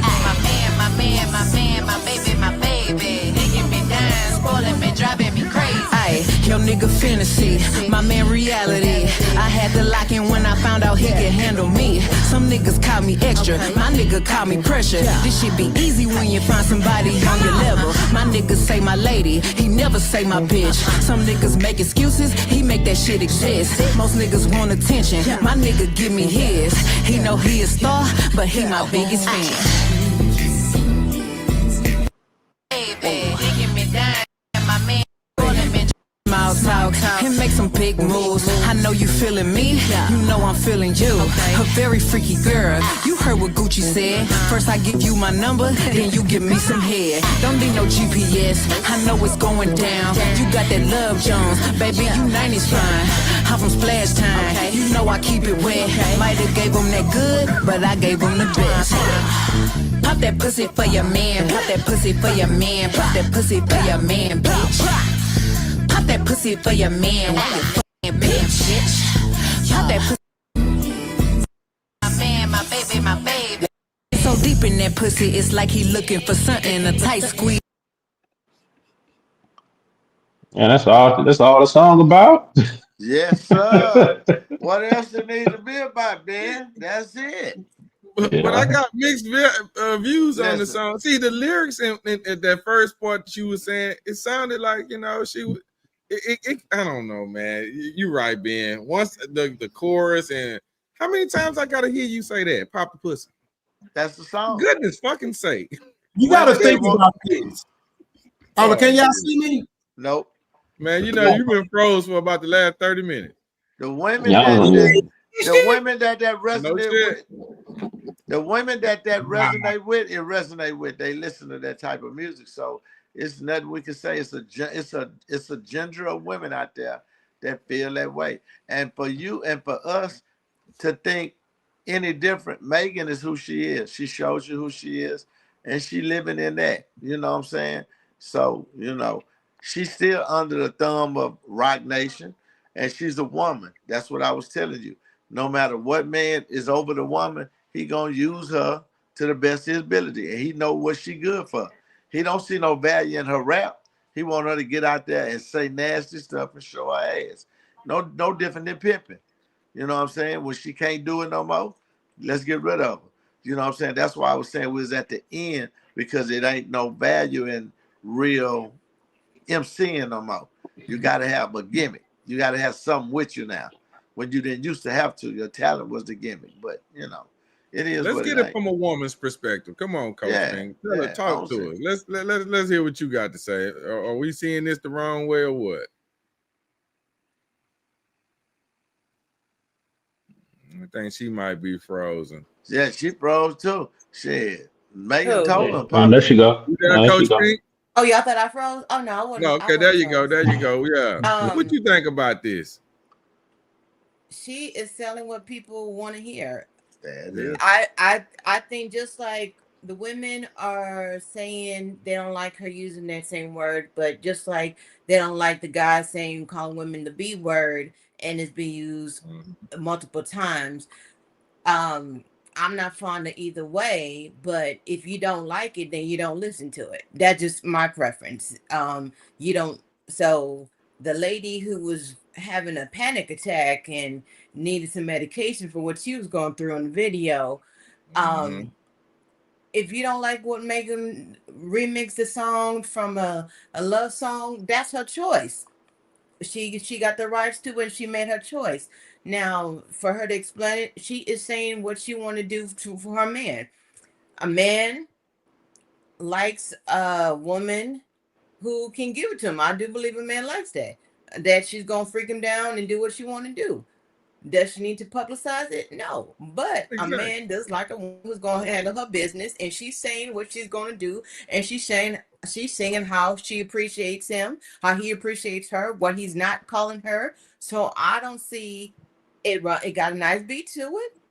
Would I go around playing it loud like that? I may, because I go for the beat. Would I say the words? No. But I don't always listen to the words, because I know if I listen to the words, I'm not gonna like the song. So it's all in. If you don't pay attention to it, it shouldn't bother you. But can y'all hear me? You're making a big deal. I think sometimes we make a big deal out of stuff that's not necessary.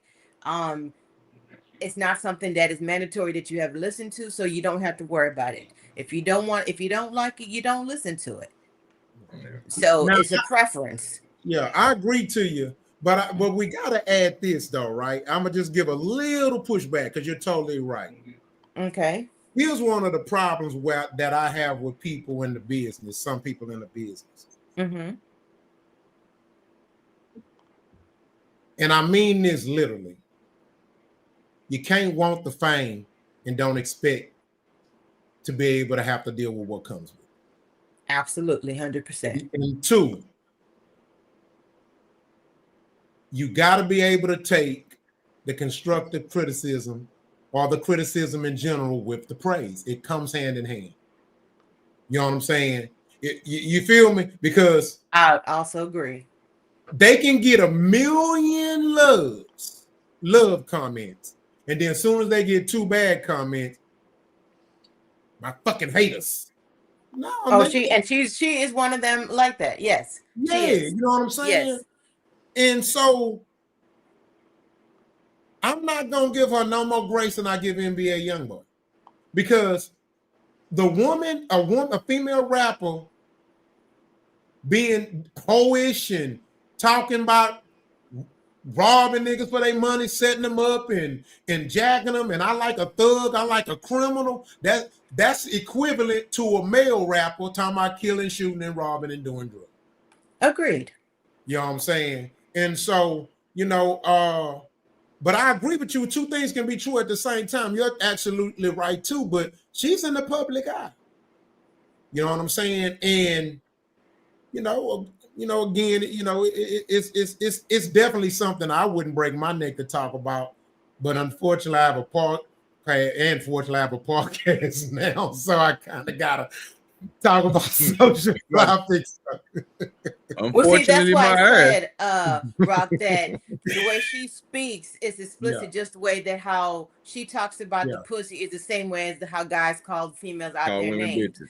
And how females say, oh, he shouldn't say this. Would you want somebody to call your mama this? Will you get upset? She's doing the same thing. And yet, if truth be told, and if you would talk to her and say, oh, what kind of man do you, she would probably speak of, I want a kind guy, I want this one, but you add a card this way because you want to sell records. So you have a persona of this way, but then in behind the camera, you act a certain way. So that's why you're not going to be authentic because you're trying to sell, and people are really not going to know who the genuine person is when you put on performance. So like you said, yes, it's a catch-22.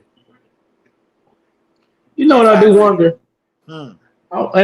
This is just kind of me throwing something out there. I wonder what it would be like whenever, they just say all this is real, right? This is all authentic, and they into each other like that. I wonder what it's like when holiday season come around, she go meet his family. I'm just curious. I just want to, I wonder what is it like when she meet the grandparents and, saying the mother and the father, and they say, I get to know this person. And the song come on.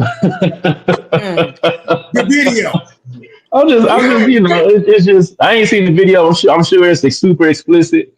It's just, it's entertainment, man. But that's why I say when it comes to entertainers like that, this is like, you don't never know what's real and what's not. That's just interesting, man. That's as far as I want to go with it. But I just wonder what that would be like. I'm getting old, man, so excuse me. Don't you think they were like no, you but would that's prep a your good family point, before you go there? That's not who. If I'm the grandmother or somebody, and I see this, I say, baby, that's not who you want to bring home with you. That's not who we're trying to be with family. Baby, do you know what she doing? My grandma would have told my ass. Because if I was her, baby, I Had some need you real to slick go shit to wash say. up before you come sit on my couch. That's what I would have said. If I'm the grandma, I need you to go wash up before you come up sit on my couch with some Club Rocks. Big Mama would have gave me hell. Absolutely. It's just. So you were saying some quality. You was making a point. What were you saying? Like, okay, and see, I'm not this way, y'all. I'm not quick to judge. So if this was coming home, and I'm grandpa or the parent or whatever, my first impression gonna be I gotta get to know the person before I judge the person, because I don't want to judge them off of that. I don't want to think that that's real, man. I just don't. So I got it. Look at it this way for you, Roc. Let me show it to you. Let me see if I can help you out. I damn near need you to prove to me that you that goddamn hoish. You got me. I gotta sit here and watch it for myself. I literally gotta go through this whole little thing to make it for sure that this is actually what the fuck you is. Let me tell you something. First of all, my daughter already knew. If my daughter would have brought a nigga to my house and his pants were sagging, he would have never got a fucking dog. I would have said, you need to leave. I'm gonna help him. I'm gonna say, hey, dude, you can't come in here until you pull him up, man. Oh, no. I don't think you heard me, Charlie. Go. Nah, you ain't gonna put no, go. It's a wrap. What if he, hey Roc? What if he say, hey Roc? What if businessman that's just young and he just caught into that young? Because let's be quite frank, Roc. We sagged our pants when we were young. I never did. Never. Hey Roc, let me ask you something. I'm gonna throw something at you, Roc. Yeah. I'm gonna throw something at you. Don't take it personal, even though it's a personal thing. I'm trying to paint a picture. Yeah. Right. He meets your daughter, and at some point she may mention, yeah, my old man, he used to rap, whatever. Oh yeah, what's his name? Oh, it's Roc Star. Roc Star. Here around us, I asking. He go, oh yeah. I know Rock. Yeah, he used to sell dope. So he show up to your house, and he got his pants sagging, and he tell you, he be like, man, I ain't never sold dope before, sir. What you gonna say then? Might pull my gun out. What? What was the answer? I ain't hear you. Say it one more time, Rock. Yeah, ain't wrong, Rock. Pull my gun out. I ain't hear you, Rock. I might pull my gun out. Who the fuck you talking to, Nick? You're not wrong. Don't question me on my property, nigga. I said go, Nick. And you got you in my house. You in my right there. No, he ain't even in my house, bitch. He had the dope. He had the dope. Oh man. Tell about face. About face. I respect the honesty. I respect the honesty. He's crazy, man. Get your NBA young boy ass out my eye. Nah, man. Hey, nah. But I can't. It's where I was raised. First, I was taught first impression is the only impression. So, yeah. Agreed.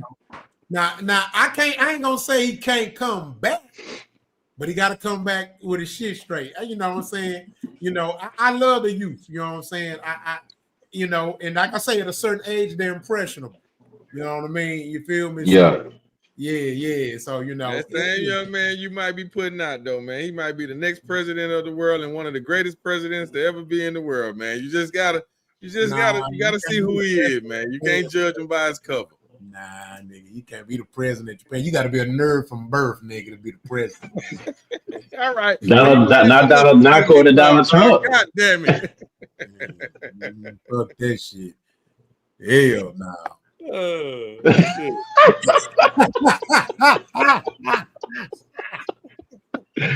Oh man. Let me tell y'all a quick story. So my daughter had a birthday party. Now, and she was popular, man. She played ball. But this was before she was in college. She was in high school. And so we threw the party at the house. I hired my cousin, the DJ, everything was nice. I did it big for her, you know what I'm saying? It was a Sweet 16 party. I did it big. It was a Sweet 16. So, I was policing at the door, Nick. Boy, my child mom was like, this nigga. And then I'm so stupid. Let me tell you how of a fool I am. I call some of my little, rap like that. Because I'm close with some of them, like Jayla cousin, my best friend. Like, we like brothers, right? I called them, and I was like, and I called some of my older cousins and shit, right? And I was like, hey, man, my daughter having a party, man. I need y'all to, help me kind of regulate. I did. I ain't fuck me. My daughter had security at that point. I wasn't playing no games. Nigga, we was, listen, I swear to God, you could call me. My child mama might be watching. We was patting niggas down. You got me fucked up. No. You couldn't come in the backyard. My cousin patting niggas down. Hey, put your hands up. I'm sorry, man. I've been through too much shit, kinfolk. I've been through too much shit. I went through a lot as a youngster, man. I was in them streets tough, bro. I can't trust these little bastards. Hey, your father first. I get it. Yeah. And this the young man with his pants sagging watching this that's gonna be dating your daughter right now, listening to you tell us the story. Yeah. This that he gets from you. They couldn't come in with their pants sagging. They couldn't come in with their pants sagging either. Hey, at least he consistent quality. Yeah. You already say he consistent. Yeah, you can't tell him that. Yes, sir. I wasn't playing, kinfolk. This is my baby, dog. You got me fucked up. Because she was popular, so I knew it was gonna be a lot of people, and then also we would, this is why I say, man, family is important, marriage and relationships is important because we made sure we call as many of the parents that we knew of the kids that was coming say, hey, this is where your kid gonna be. You know what I'm saying? Or are you picking them up, or how are they getting there? Or just little stuff like that. because I also felt responsible for other people's kids, and I ain't want nothing to happen to them. You know, some shit got out of hand, and all I was trying to do was throw my, part. So I just was real, we were just real responsible with it. You know what I'm saying? That's good. Mm-hmm. That's good. That's all, man. So yeah, and I was known in the community too, so they knew I was like the boxer coach and all that, and they knew I rapped and stuff and all that. So, but it's just love, man. It's just love. So it wasn't just me being mean, even though that was fun. But it was really funny though how I had like my cousins them come to do like work. They was like goons. So look, y'all do the same shit, dog, because I know some of y'all got young kids. Do the same shit. Hey, being call me at the Sweet 16 now. I'm gonna be like this. I'm pat them down. Pat them boy down. Look, man. I'll stand on top of the roof, man. I stand on top of the roof, looking down in there. Well, what you getting there? Hold on. Hey, check that one right there. Yeah. Check the one in the red car. Hey, I got a homeboy that run a militia, a black militia. So he coming too. There you go. We ain't gonna have no problem. Yeah. We ain't gonna have no problems. Yeah, I'm gonna be suited and booted too. I ain't gonna lie, suited and booted. Suited and booted. Well, man, with the pins, to let you know it's for real. Yeah. But would y'all do that for y'all sons with the girls? Huh? Do what? Yeah. No, this ain't a gender issue. No. I'm not gonna lie. I don't think I would do it for my son. He might be the one at risk of bringing more hoodlums. Hell no. Shit. Both of them. Yeah. Y'all sure protective of them girls. I'm just saying. Oh, we gonna protect them girls. I ain't gonna lie. Y'all gonna be protective of them boys because them girls are something else. Oh, so y'all gotta protect them boys. This is true. These girls are wild these days. They got Meg Thee Stallion teaching. Boys. They gonna try to get their son. Yeah, what you say, Claude? Yeah. These girls crazy now, man. The boys. Yes, I was just going to say that you got to protect the boys more now. Yeah. That's what I'm saying. I said, what about them boys? Yes, them girls is crazy. Yeah. You know, they always trying to smash the window or pop up at the house or do those backdoor you psychotic things. Yeah. Set you up. Yeah. Yes. But I can say this: the boys would tend to have a better judge of character with other boys, and they know they fall, so they kind of tend to make better decisions when they invite them to the Them fake good girls got a chance of getting in, and boy, there he is, man. Them fake good girls, you know. I'm telling you, them girls are slick. They're slicker than ice. They're not the same no more, man. The game done changed, fam. The game done changed. Yeah. Well, man, we don't keep y'all up no longer, man. This was a damn good show, bro. Shout out to the Versus again. Master P, Cash Money, y'all done made history.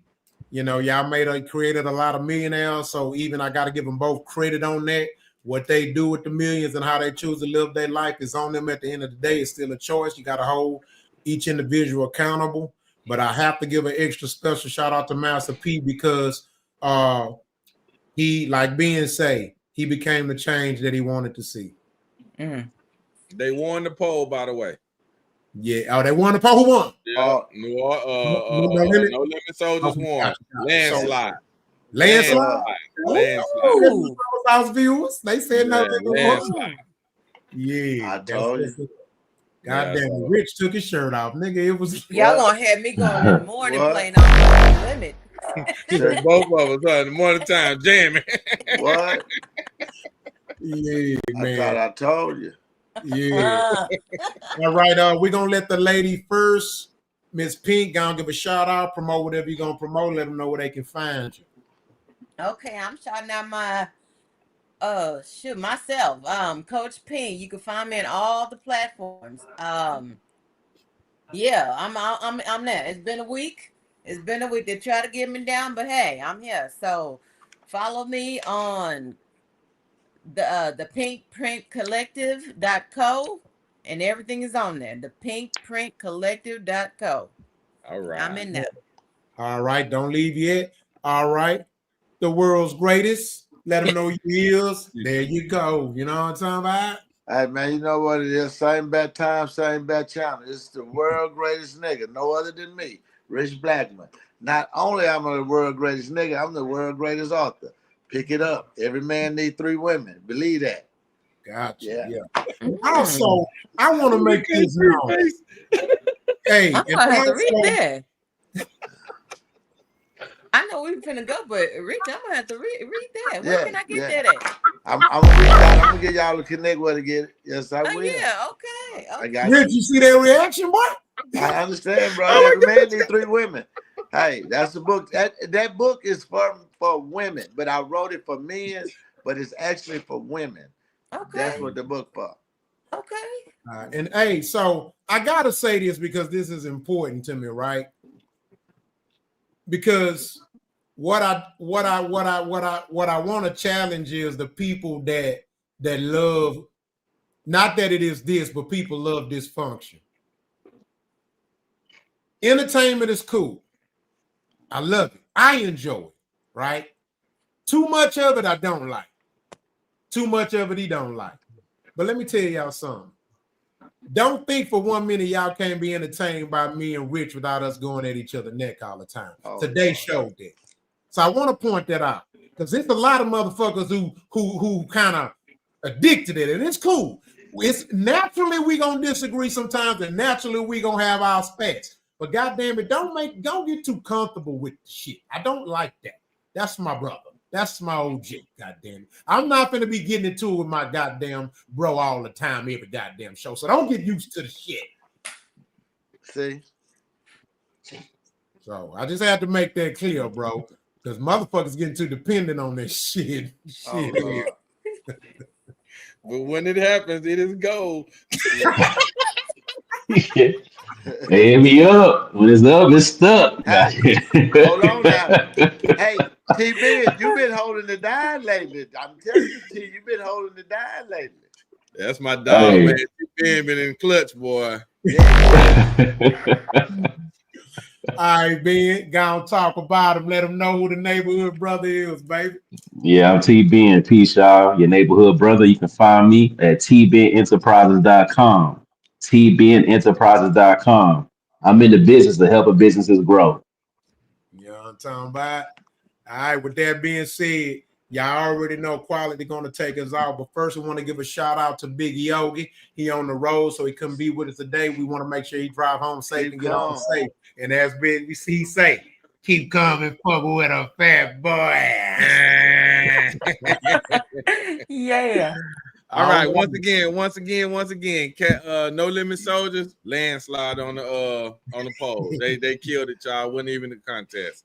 So that is the facts are out there. Special shout out to Coach Pink. Thanks for coming on. We enjoy it all the time. We're gonna see you Wednesday. Okay, For sure. and yeah, for sure. All right, and one more. Hey, we appreciate everybody for tuning in. We love y'all. Hope y'all follow the instructions, goddammit, because we're gonna get pissed. All you had one job.